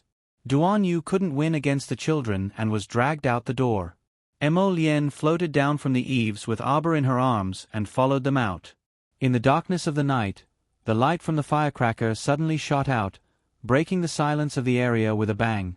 Aber was a bit sleepy and fell asleep in a daze. She didn't even know when Emolien carried her back to her room. She didn't sleep well the entire night because of the firecrackers. However, all the madams and noble ladies had to enter the palace to pay Her Majesty the Queen their New Year greetings before 7 a.m. today. She didn't go to the palace yesterday, so she naturally couldn't challenge Queen Zhao's dignity today. After freshening up, Aber changed into a bright red dress and a cloak made of firefox fur of the same color. At this time, the sky was just beginning to brighten. Xiao Yao was at the front holding a lantern to illuminate the way. Aber walked to her mother's courtyard and happened to encounter Xiao Lin when she reached the front of the main room. "Sister, Happy New Year. Give me my New Year's money." Xiao Lin was wearing a pink jacket with a sapphire blue fur cloak wrapped around it. When she saw her, she quickly ran up with a grin and hugged her arm. "You're asking for a beating, asking sister for things all day long." Wei Ziqin happened to walk out and chided with a smile when she saw Aber stuffing a pouch to her youngest daughter. Xiao Lin stuck out her tongue and shrunk her neck to hide behind Aber. She waved the pouch in her hand and shook it. "Sister gave it to me. I'll have brother-in-law give me another one later. Make a pair, hee." Xiao Lin stuck out her tongue. Wei Ziqin looked at her daughter with a headache and raised her hand to smack her again. "Look at her mischievous appearance. You're not allowed to cause trouble for your sister when you enter the palace today." "Mother, what trouble can I cause?" Xiao Lin shook her head and said, "I don't know how obedient I am." As they were talking, Qiao Zhongbong walked out with his youngest son. "Qiao Senator," he smiled and said, "Are the three of you ready?" "It's time to go. It's been done for a long time." "Father, we were waiting for you," Jolin said. "Then let's go." Qiao Zhongbong had just finished speaking when a small bald head popped out from the side of the door. The little monk looked at Aber pitifully. "Benefactress, where are you going?" Aber glanced at him and waved at him. "I'll take you to eat meat." The small monk immediately shook his head like a rattledrum. I'm not eating, I'm not eating. This little monk is determined not to eat meat. Wei Ziqin secretly pulled Arber's sleeve and whispered, Jojo, are you going to bring Kong Kong into the palace? Yes, Arber nodded and said, today's New Year's banquet is divided into 2 parts, and I won't be back until very late. It would be too pitiful to leave the little monk alone at home. Wei Ziqin thought about it and agreed. She also couldn't bear to leave the child alone at home, but she was still a little worried. Will Nyong Nyong not like it? Arber said coldly, what does it have to do with me whether she likes it or not? Wei Ziqin was speechless. This daughter of hers was always so cold. People who didn't know her would definitely think that she wasn't easy to get close to. The family boarded the Marquis's carriage and headed towards Huabei Gate. Today's New Year's banquet invited officials of 5th rank and above and their family members. It wasn't early for them to leave, and the roads would probably be a little congested.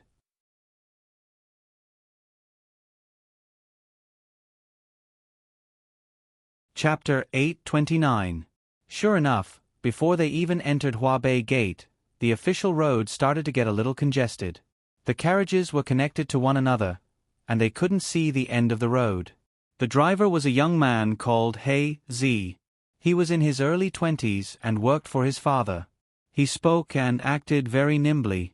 He Zi's driving skills were pretty good, and the carriage moved steadily. Along the way, the whole family was laughing and chatting. From time to time, he would carry the little monk over to tease him. The little monk put his palms together and kept muttering to himself, Kong Kong, how many years have you been a monk? Xiao Lin deliberately teased the little monk and scratched his little head. The little monk looked at her with some confusion. He blinked his eyes and counted with his fingers. 1, 2, 3, 4. Kong Kong has been in the temple for 4 years. Benefactress's sister, why are you asking this? When Arber heard this title, the corner of her mouth couldn't help but twitch. Her father, Qiao Zhongbang, also twitched. Ever since this child came to their house, the titles he used were especially strange. Benefactress's father, benefactress's mother. Arber reached out and pulled the little monk in front of her. Call me big sister. Do you still want to eat meat? Not eating, not eating, not eating. Vegetables. The little monk hesitated for a moment. It's okay to eat less. Arber moved her finger and took out a juicy peach from her inner world. Call me big sister. Big sister. The little monk immediately reached out and took the peach. Qiao Lin laughed loudly.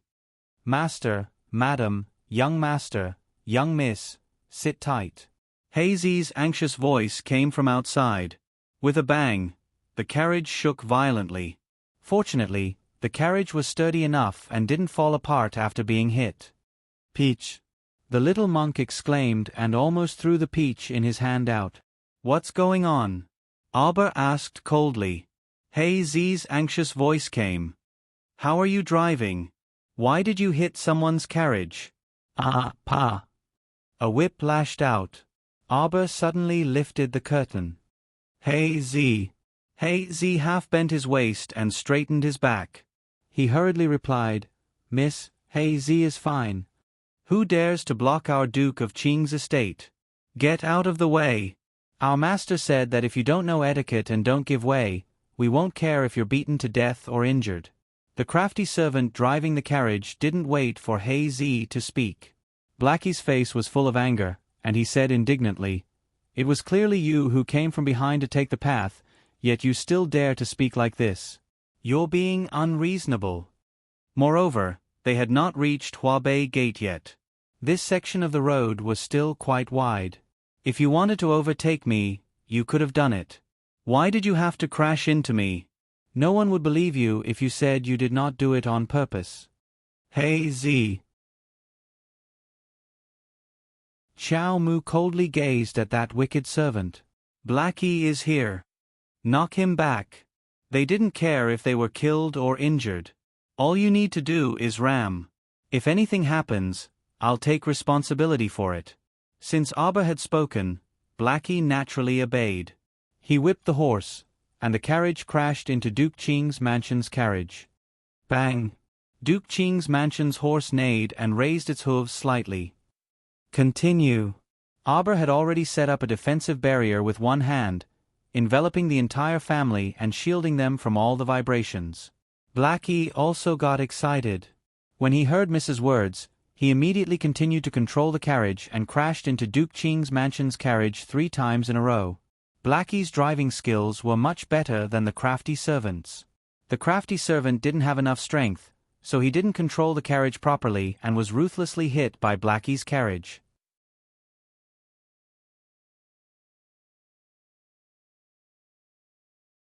Chapter 830. One had to know that ever since the horse carriage incident, Second Uncle Chiao paid special attention to safety when building horse carriages for the family. The materials used in the horse carriages were all of the best quality. How could the Duke of Qing Estate's horse carriage beat the Chiao Estate's? Suddenly, the carriage flipped over, and the Duke of Qing Estate's horse carriage fell to the ground with a bang. A figure rushed out of the horse carriage at an extremely fast speed. The items in the carriage all jolted out, and the scalding hot tea spilled all over the ground. Audacious dog slave! A stern shout rang out, followed by a powerful sword aura that struck towards He Zi with the force of a thunderbolt. If this strike hit, He Zi would definitely lose his life on the spot. Auber raised a hand and sent out a wave of profound energy, directly repelling the opponent's sword aura. How could the opponent dare to receive it? He only felt a mighty wave of profound energy rushing towards him, as if it would tear him apart in the next second. At the critical moment, an old man suddenly appeared and sent out a wave of profound energy to meet it. The 2 waves of profound energy collided in midair, causing a loud bang. The passing horse carriages stopped in fright, and no one dared to move forward. The old man's right hand was slightly numb from the shock of the profound energy, and shock appeared in his eyes. Looking up, he saw the other party's horse carriage stop, and a red-clothed girl came down from it. Her clear gaze fell on them, and her face was expressionless. She was so young, but her profound energy cultivation was actually above his? The old man's eyes emitted a bit of disbelief. Damn it! The man who attacked earlier was in his early 20s. His face was very pale, as if he was anemic, and traces of gloominess floated in his eyes. At this moment, his black cloak had already been torn to shreds by the profound energy, revealing a grey robe inside. His entire person was somewhat in a sorry state. Bastard, you dare to do this to this young master. Slap. A heavy slap landed on his face from a distance. This slap contained profound energy, and half of Shi Guangjin's face was swollen in an instant. Ow! Shi Guangjin was caught off guard, and was a bit stunned. That old man hurriedly rushed over and pulled him behind him. Third young master. Shi Guangjin's face suddenly became very ugly. His malicious eyes locked onto Auber, as if he wanted to eat her alive. Crown Princess. Lightning floated behind her and whispered, "This man is Duke Qing's 3rd son, Shi Guangjin." "I've dealt with it," Auber said coldly. Without even glancing at Shi Guangjin from the corner of his eye, he turned around and boarded the car. Without any hesitation, Lightning reached out to grab Shi Guangjin's neck. Provoking their vicious crown princess on the first day of the new year, especially trying to knock over the Marquis's carriage, directly touching the crown princess reverse scale. This was really like carrying a lantern and courting death. "Hero, please show mercy." How could Lightning listen to his nagging? With a whistle, 2 more shadow guards appeared beside him and blocked the old man's Xian Qi with one hand. The cold sword was unsheathed, and the sword in Lightning's hand actually pierced towards Shi Guangjin's chest. Who dares to cause trouble outside Huabei Gate? Violence is not allowed in front of Huabei Gate. Imperial Guard Commander Hui Feng, who had received news that someone was fighting outside Huabei Gate, hurriedly led a team over. From afar, he saw the sword in Lightning's hand piercing towards someone's chest. Hui Feng's brain spasmed, and he acted to stop him without thinking. "Commander Hui, you came at the right time. Quickly save me." Shi Guangjin breathed a sigh of relief and hid behind Hui Feng as if he had caught a life-saving straw.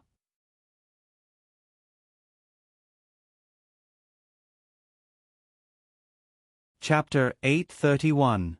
Shi Guangjin didn't expect that this young lady from the Chao estate was completely different from any girl he had known before. She was someone who would make a move on you if she said so. She was ruthless and merciless. How could he and Elder Hu be a match for 4 or 5 people? Seeing that he was in trouble, Commander Hui arrived. Shi Guangjin immediately shrank behind Hui Feng as if he had found a life-saving straw. Hui Feng still hadn't figured out the situation. He couldn't help but be stunned when he saw the cowardly appearance of the third young master of Duke Qing's estate. "Get out of my way!" A cold voice rolled into Hui Feng's ears like a clap of thunder. He was startled. Who was this voice? When he turned his head to look, his jaw almost dropped in shock. "This general greets the crown princess." Hui Feng hurriedly restrained his shock and stepped forward. He lowered his head and cupped his fists in greeting. Aber coldly glanced at him. "This person offended me in front of the palace gate. Should he be punished?" Hui Feng swallowed his saliva. He felt that the situation wasn't good.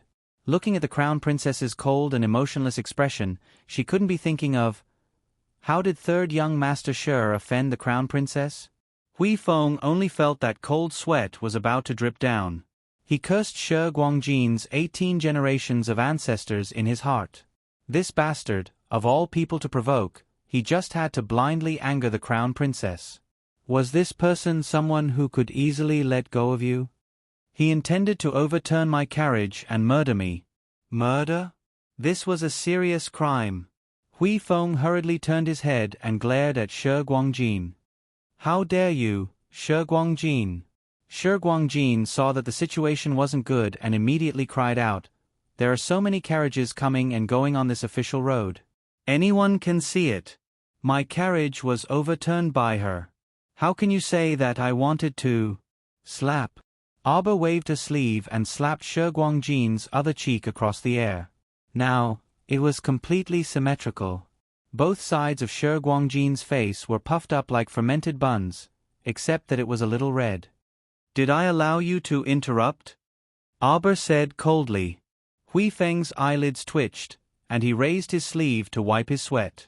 In the past, he had always heard He Tian and the others nag in front of him, saying that their future crown princess was not someone to be trifled with, and that they could mess with anyone but the crown princess. Previously, when he saw the crown princess in Bailon City, Hui Feng still didn't have a concrete idea of who she was. He only knew that the crown princess was a rather aloof person who was expressionless no matter who she met. Now that he had seen how she dealt with Shi Guangjin, Hui Feng finally had a preliminary understanding of the crown princess. "It's a misunderstanding, a misunderstanding." Seeing that the situation was getting out of hand, the old man hurriedly stepped forward to smooth things over. Previously, when Shi Guangjin ordered the boy servant to crash into the Chao family's carriage, he had advised against it. Unfortunately, Shi Guangjin didn't listen, which led to the current situation. At this time, their state Duke of Qing's estate's carriage had collapsed, and the crown princess's carriage had stopped, blocking the entire road. The carriages coming from behind had no choice but to stop. Several upper-class madams, young misses, and young masters dismounted and got off their horses, watching the commotion from afar. The state Duke of Qing's estate had lost face this time. "Where are the crown princess's royal guards?" Aber shouted coldly. "Here." Lightning and the others gathered behind her with a whoosh, each of them standing ramrod straight, their backs straight like pine trees.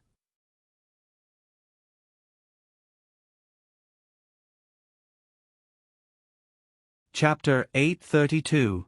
Strip this person's clothes for me. With Aber's command, Lightning and the others swiftly pounced forward. Shi Guangjin was enraged.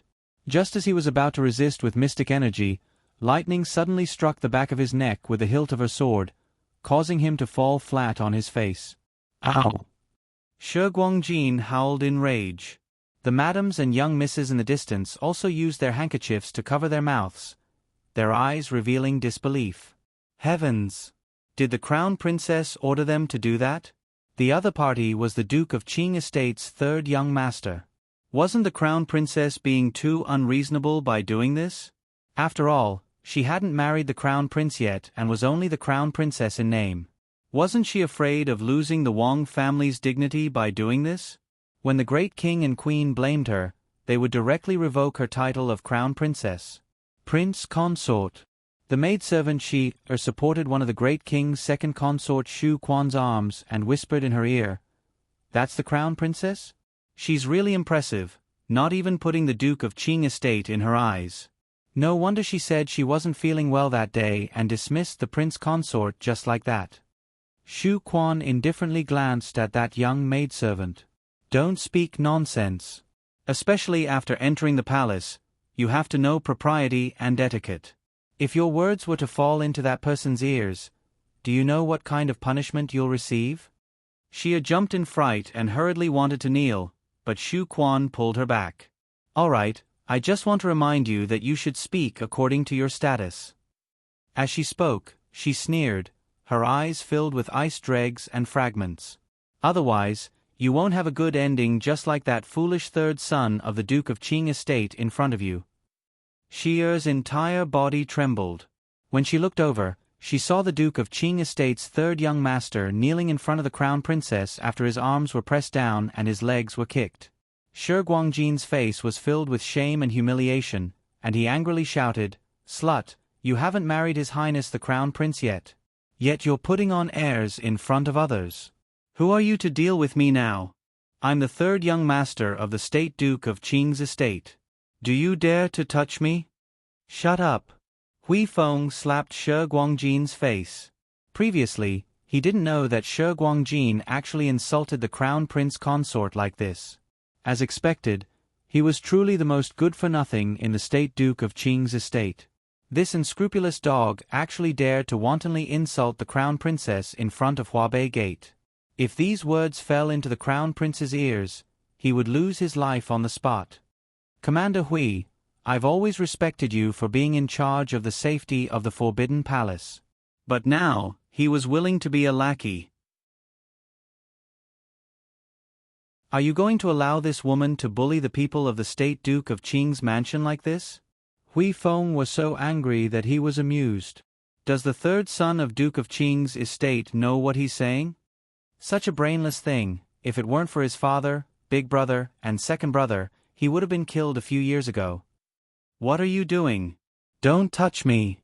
Audacious dog slaves!" Shi Guangjin struggled with all his might as he was pressed down on the ground. His eyes were incomparably red, as if they were injected with blood. Lightning and the others didn't pay attention to his incessant barking. They directly tore off his clothes and pressed down on his arms, forcing him to kneel in front of Arbor with his head lowered. No matter how he struggled, he couldn't move his body. "Jojo." Qiao Zhongbang and Wei Ziqin poked their heads out of the carriage with slightly anxious expressions.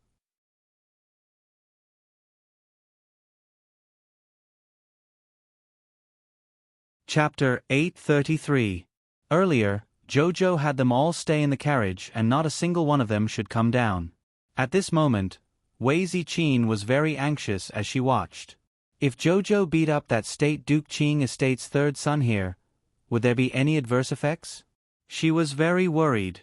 Arbor turned his head and gave his parents a "don't worry" look before turning back again and coldly glaring at Shi Guangjin. According to the rules, what punishment should be meted out for uttering wild words and offending the crown princess? Hui Feng's forehead was drenched in cold sweat. Shi Guangjin naturally wouldn't answer the crown princess, so he said, meted out a punishment of less than 60 beatings by flogging. Such a light punishment? Wouldn't flogging a mystic cultivator 60 beatings be like tickling an itch? No wonder everyone likes to diss me. It turns out that the punishment is so light? Arbor was enraged and coldly looked at Hui Feng. Think carefully again. What exactly is the punishment? Hui Feng's forehead was drenched in cold sweat. As a grown man, he was actually a bit unsteady under the little girl's piercing gaze. He stammered, "Why yes, meted out 100 beatings by the military rod." Not enough. Arbor immediately vetoed. Think carefully again. If you flogged him again, he would die.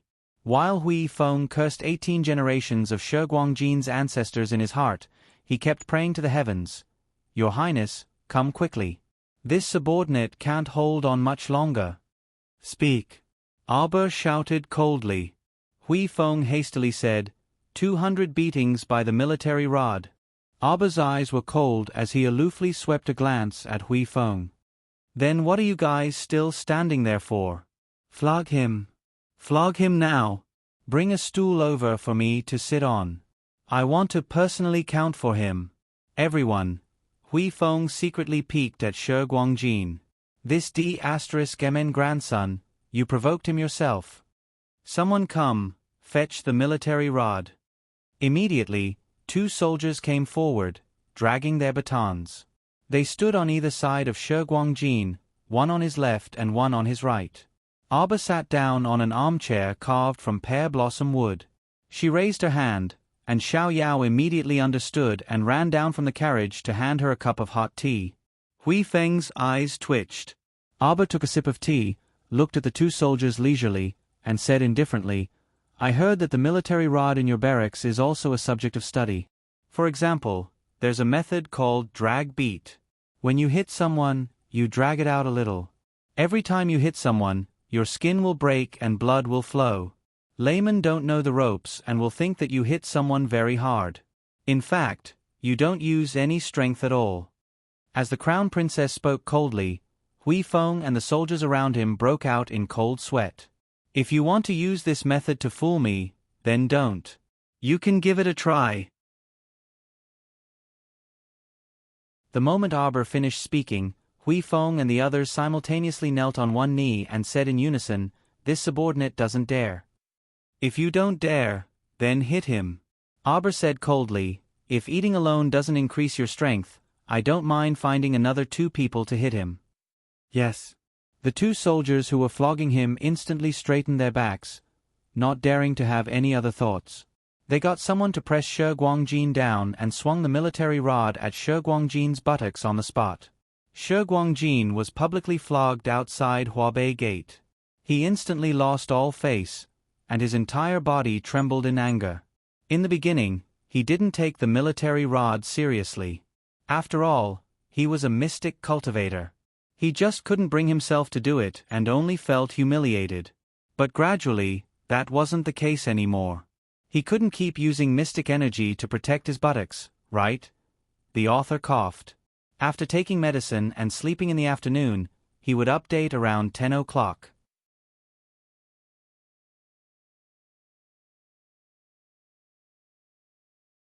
Chapter 834. Mystic energy could also be exhausted, okay?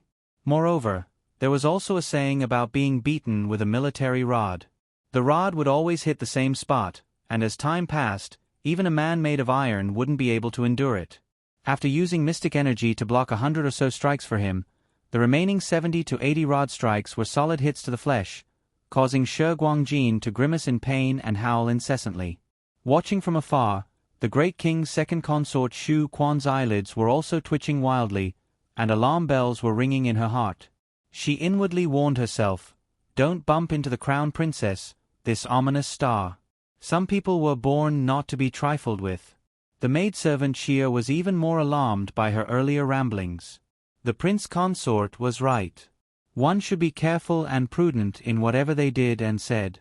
A single mishap and they would end up like this 3rd young master of the State Duke of Qing's estate. Not only would they lose all face, but they would also be covered in bruises. Those imperial court officials and family members who had dismounted from their horses and alighted from their carriages only dared to watch from afar. The crown princess angrily rebuked the State Duke of Qing's estate's 3rd son.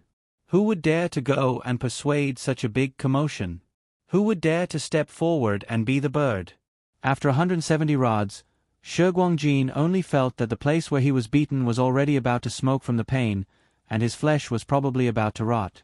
The 2 lowly soldiers' beatings were also very torturous. When the rod struck down, it would bounce in the opposite direction. It looked like the blows were quite light, but in reality, there were clots of blood under the skin. Even if Shi Guangjin was a level 8 mystic cultivator, he still had to properly drink a pot of blood.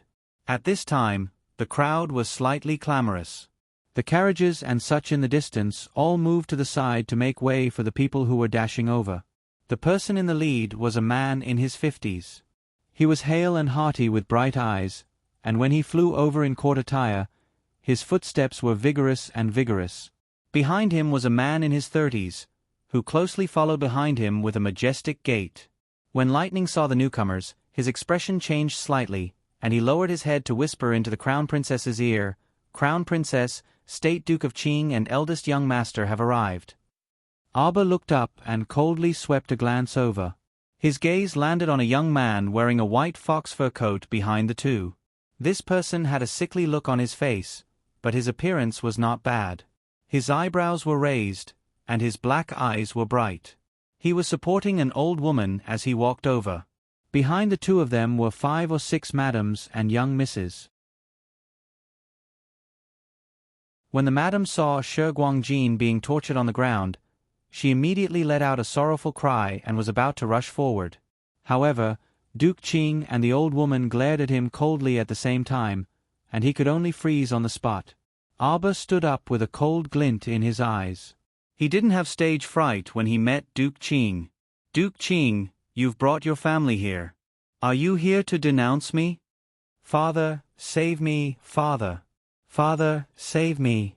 When Shi Guangjin saw his father, brother, and others coming, he struggled with all his might and screamed. Hui Feng, who was standing behind Arba, was sweating profusely. This matter was really getting bigger and bigger. He secretly prayed in his heart that Duke Qing had grasped the situation well. He felt that if the crown princess in front of him wanted to punish someone, she would definitely do it to the end. If the State Duke of Qing dared to obstruct her halfway, the crown princess wouldn't spare him either.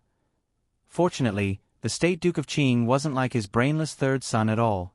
He was here to ask for punishment. "Shut up, you bastard!" Duke Qing angrily rebuked, exasperated at his son's failure to live up to his expectations. This subject deserves 10,000 deaths. This subject was not strict enough in teaching his son. I was shocked to hear that my son had offended the crown princess in front of Huabei Gate. Please forgive him.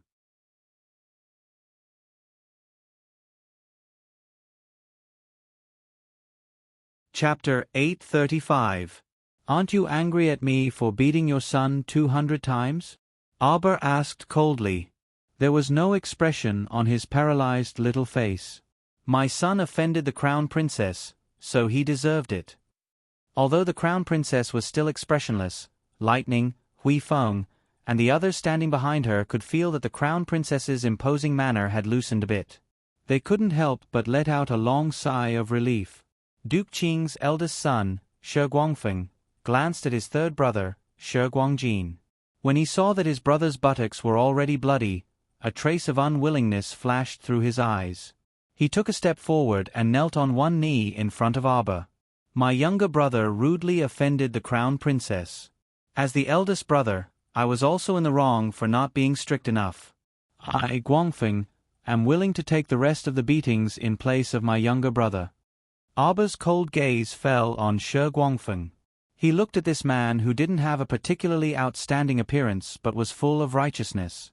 Shi Guangfeng was a famous young general in the army. At the age of 28, he had already been conferred the title of Yongwei General. Qiao Mu's gaze made everyone in the State Duke of Qing's estate tense up at once. In particular, Shi Guangfeng's wife, Madame Su, was tightly clenching the handkerchief in her hand and looking at her husband worriedly. After a long while, just as everyone's breathing was getting heavier and they were about to suffocate, Qiao Mu suddenly raised her hand.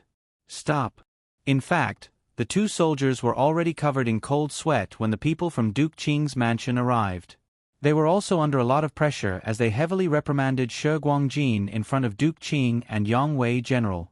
When they heard the crown princess's shout, they hurriedly put away their batons and returned to the troops behind Hui Feng. Duke Qing, do you know why I publicly beat your third son? Arba moved his finger and took out the listening talisman. He directly played Shi Guangjin's original voice for Duke Qing's family to hear. Bastard!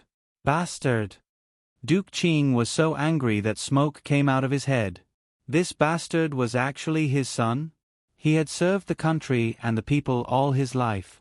How could he have given birth to such an ignorant little bastard? What did he do? Your son rushed up and tried to knock over my family's carriage. My parents and siblings are all in the car. I once swore to the heavens, if anyone dares to hurt my family, I will make them pay for it. Duke of Qing, for the sake of the Crown Prince, for the sake of you and General Yang Wei, I will let him go today. Aber's voice was so cold that it made people feel as if they were in hell. You have to bring him back and discipline him well. If he runs into me again, I'll kill him. The Duke of Qing's heart was greatly shaken by these last few words. The General of Prestige also abruptly raised his head to look at this young girl with an astonishing aura. There were more than 100 people in the huge arena, including those who were watching the show. No one dared to make a sound. The Duke of Qing didn't even dare to look directly at the Crown Princess' eyes, which were as cold as snow. The sound of horse hooves came from outside Huabei Gate. The rider was so fast that his figure was like a swan. In an instant, he arrived in front of Aber and the others. Prince Mo dismounted from his horse and rushed to Aber's side with a whoosh. He stretched out his arm and hugged her. He pulled her over and looked her up and down. Jojo, what's the matter? Are you hurt? Everyone chuckled. Why didn't they know that His Highness was blind before? Shi Guangjin was lying there covered in blood. As soon as he rushed over, the first thing he asked was if the Crown Princess was hurt.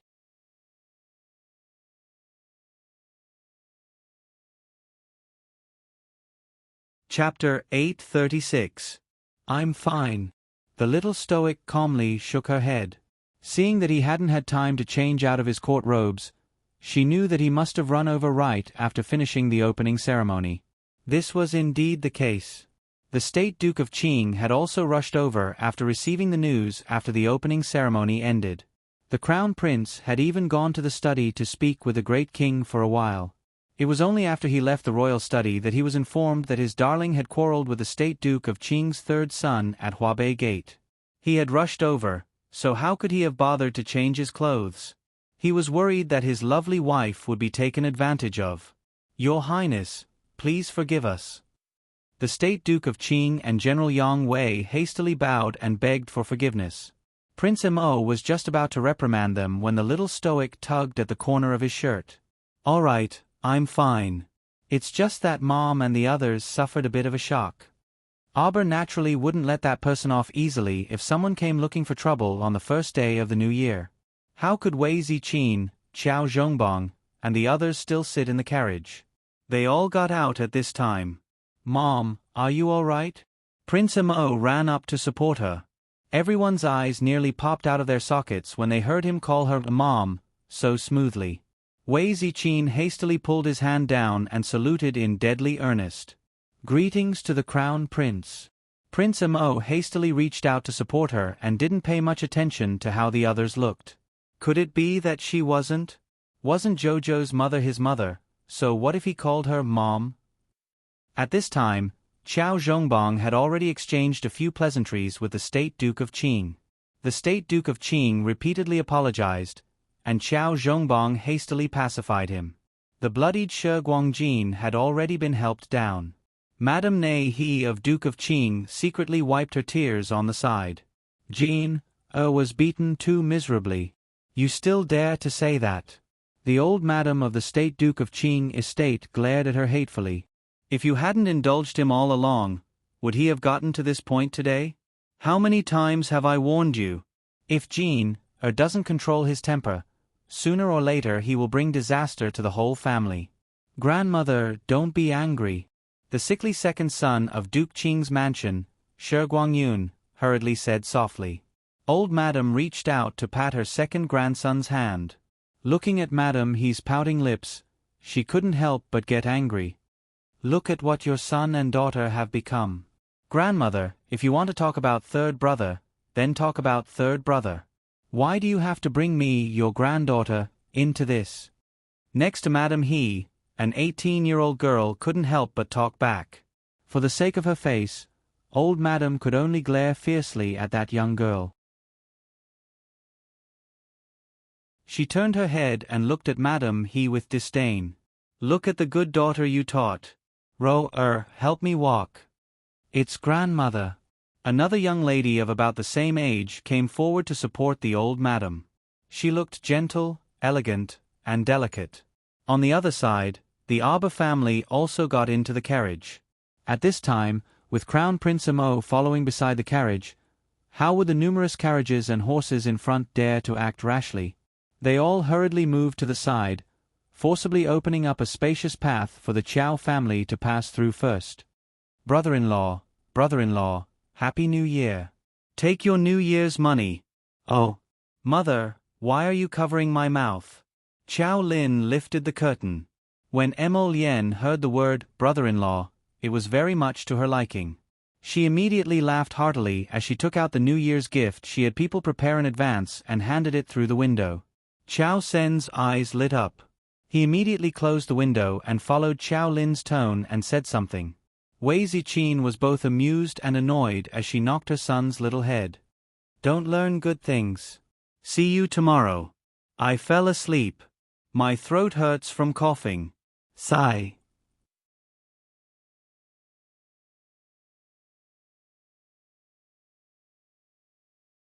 Chapter 837.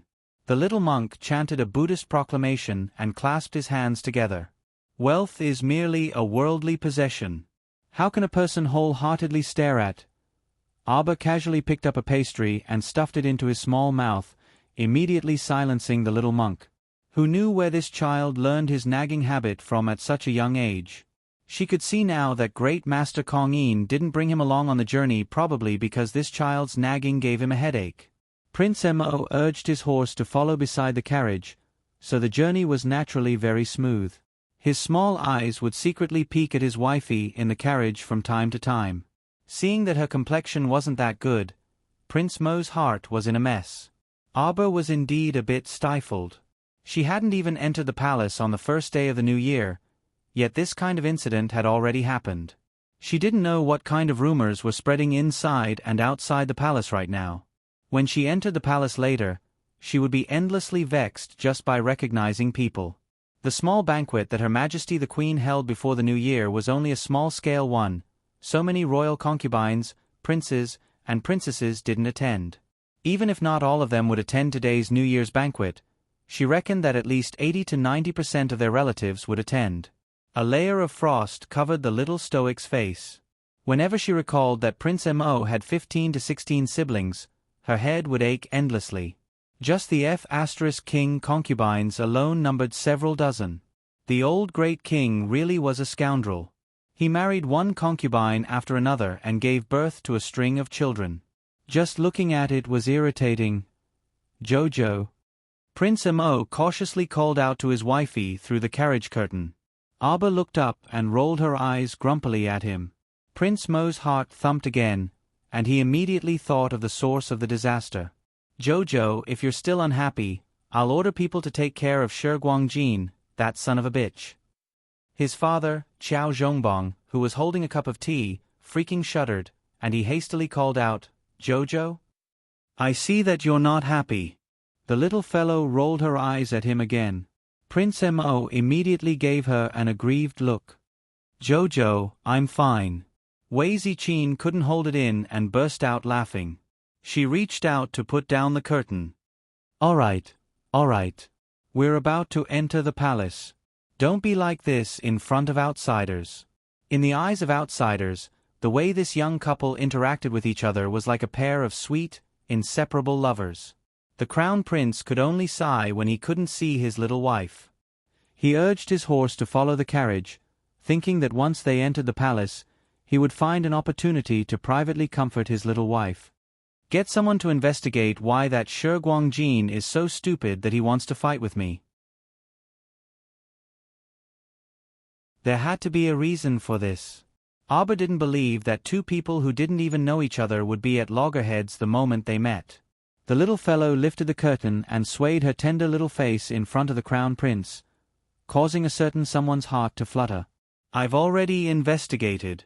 We'll get back to you soon." Mo Lien had already sent someone to investigate. "You're not allowed to smile at me." The little fellow's wooden face was expressionless. "Why?" Prince Emo paused, and the smile froze on his face. "You're annoying me." Darling Chow slammed the curtain and put it down. Just now, when she saw the Crown Prince galloping over on his horse, she inexplicably felt that he was so handsome that it was infuriating.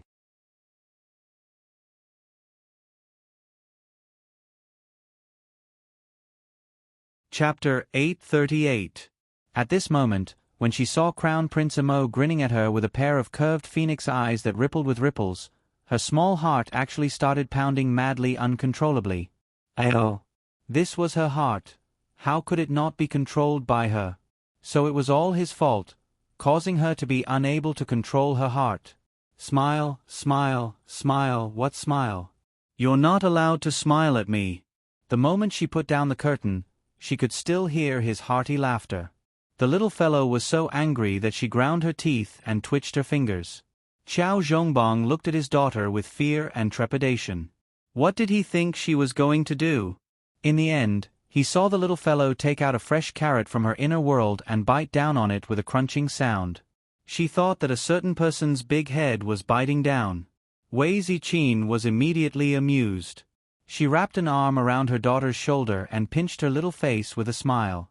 She felt that the little fellow was a bit cute when she was angry, and she was even more lively than usual when she was expressionless. The carriage entered Huabei Gate and smoothly entered the Forbidden Palace. They followed the spacious path paved with limestone slabs all the way to the entrance of Kongjian Gate before stopping. Once they reached the inner door, everyone had to get off the carriage and change into a carriage or a small sedan. The Crown Prince's carriage had already stopped at the side. Prince Emo flipped off his horse and ran to the side of the carriage. He saw the little fellow peeking out of the carriage with a carrot in her mouth. He didn't even think before picking her up. When he looked down, he couldn't help but be amused. "Jojo, are you hungry? Don't worry, I've prepared breakfast for you in the carriage. Let's eat a bit before we go." "Benefactor, men and women shouldn't touch each other." "Shut up." Prince Emo looked down in annoyance at the little baldy who reached out to grab a corner of his robe. "Have you done your morning ritual?" "Yes, I've done half of it," the little baldy inexplicably answered, looking a bit guilty. "What do you mean half of it?" Emo Lien pulled a long face and scolded in a low voice. It was really quite frightening. The little monk was a bit frightened and answered in a trembling voice, "That's because sister wants to run away."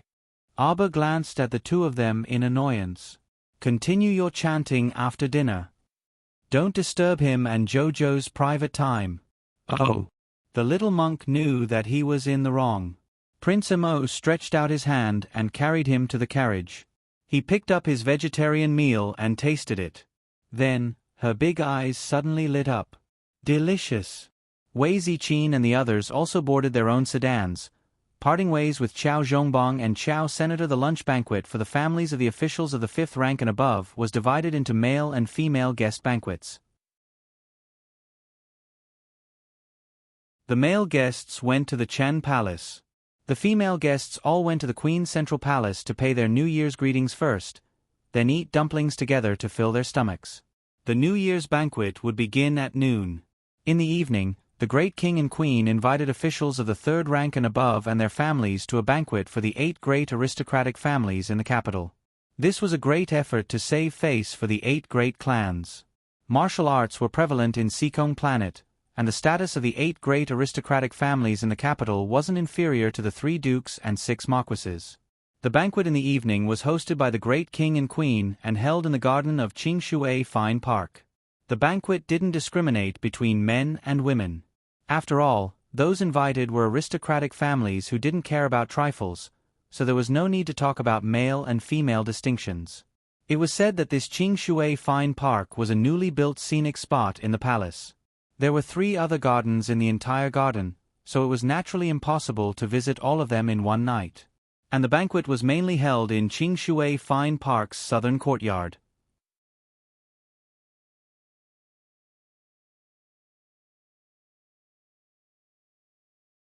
Chapter 839.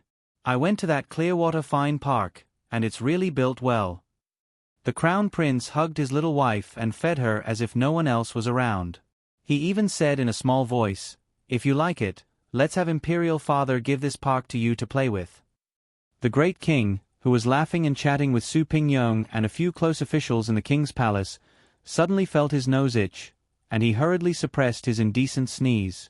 "There's a hot spring in that park, and there's also a large pool that flows around half of the garden.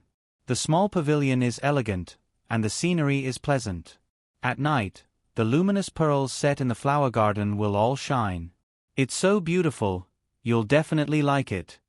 Aba rolled her eyes at him in annoyance. "Why would I want to live in such a big park by myself?" Prince Amo lowered his head and smiled foolishly at his wife, and couldn't help but kiss her. "Jojo, you're so nice. You're so virtuous." When darling Chiao heard the word virtuous, she couldn't help but feel a chill run down her spine.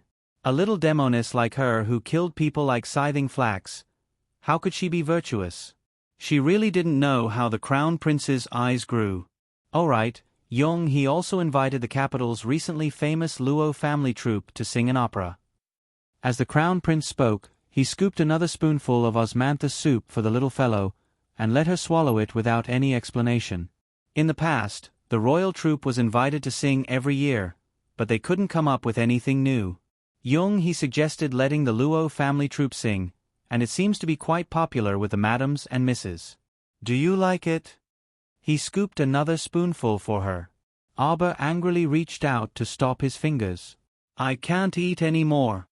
What if you lose weight if you eat so little? Take the last bite." The crown prince blinked. He just liked to feed her. As he spoke, he even reached out to touch her soft little body. "Look so thin." Aba had no choice but to finish the last bite before reaching out to push him. "Go away, the little monk is here. The little monk is busy chanting scriptures." The little monk sits by their feet. After finishing his vegetarian meal, he closes his eyes and starts reciting scriptures. He doesn't disturb Emolyen's Aba. Aba couldn't help but find it funny. Casting a glance at him, he asked, "Hasn't Lady Zhang been stripped of her responsibility to manage the 3 palaces and 6 halls? Why are you interfering with the New Year's banquet? Moreover, wasn't she pregnant? Why was she still worrying?" "Who knows?" Emolyen snorted and lowered his head to look at his little wife. "Could it be that you think that she has an ulterior motive for inviting the Luo family troupe into the palace?" Aba was just about to speak when he took out a communication jade charm from his inner world. He touched it with his finger and a cold light flashed in his eyes. The Night Pavilion has sent word. Within half a month of Wu Xiaosu's imprisonment, Shi Guangjin had visited her 3 times. If you want to know the specifics, you'll have to investigate further. Aba put away the communication jade charm. "I couldn't tell that Shi Guangjin was such an affectionate person. There's no need to investigate further. She only needed to know who was adding fuel to the fire." Aba's tone was somewhat mocking. Emolyen frowned. "Are we going to deal with that Wu Xiaosu? There's no need for that." Aba shook his head. "She's someone who can't walk out of prison. There's no need to go through the trouble. Did Wu Xiaosu think that the golden cicada she fed her was still the original poison? She had already modified it. If she could walk out of prison in 3 months, then she could only blame Aba's lack of skill." As they spoke, the carriage arrived outside the central palace.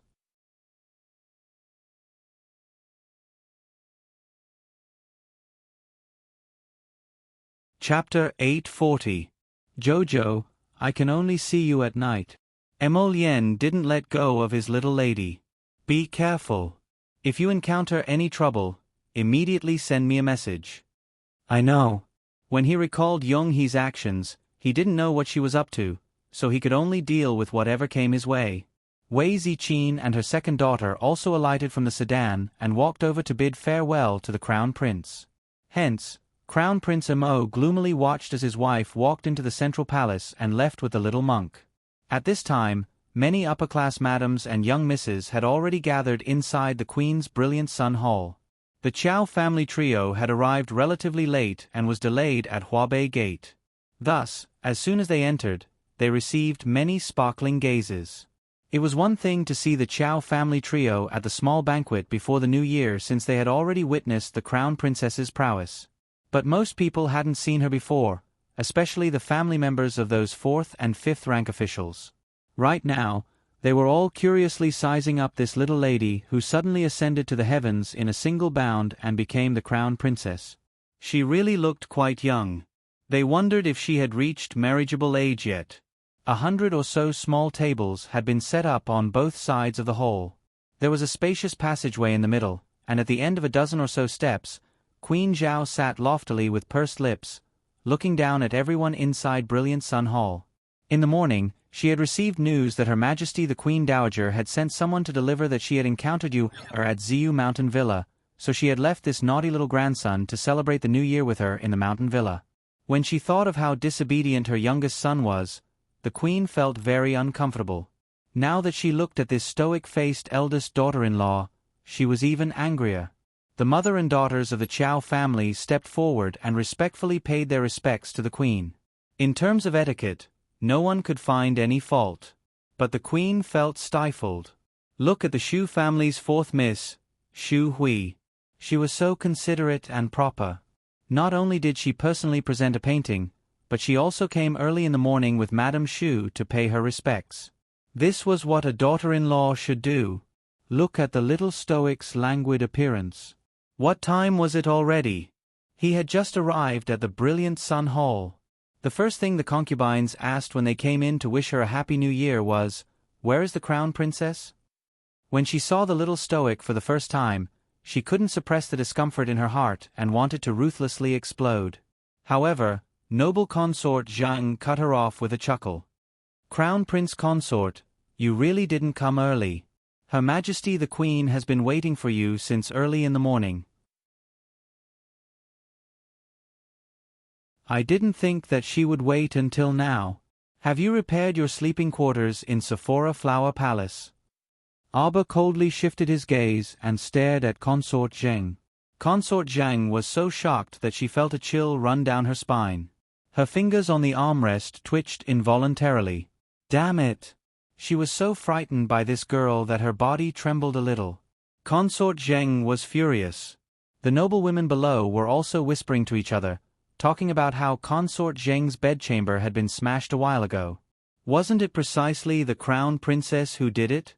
Now that the Crown Princess was greeting Consort Zheng to her face, her tone was rather sarcastic. It was obvious that she didn't care about the noble consort at all. Noble Consort Zheng's face trembled slightly, and she forcefully suppressed the anger in her heart.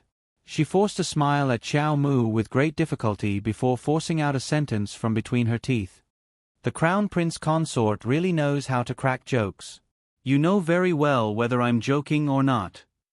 You're tuning in to the Narrate and Escape YouTube channel. Don't forget to subscribe and join us on this journey to catch the most captivating stories.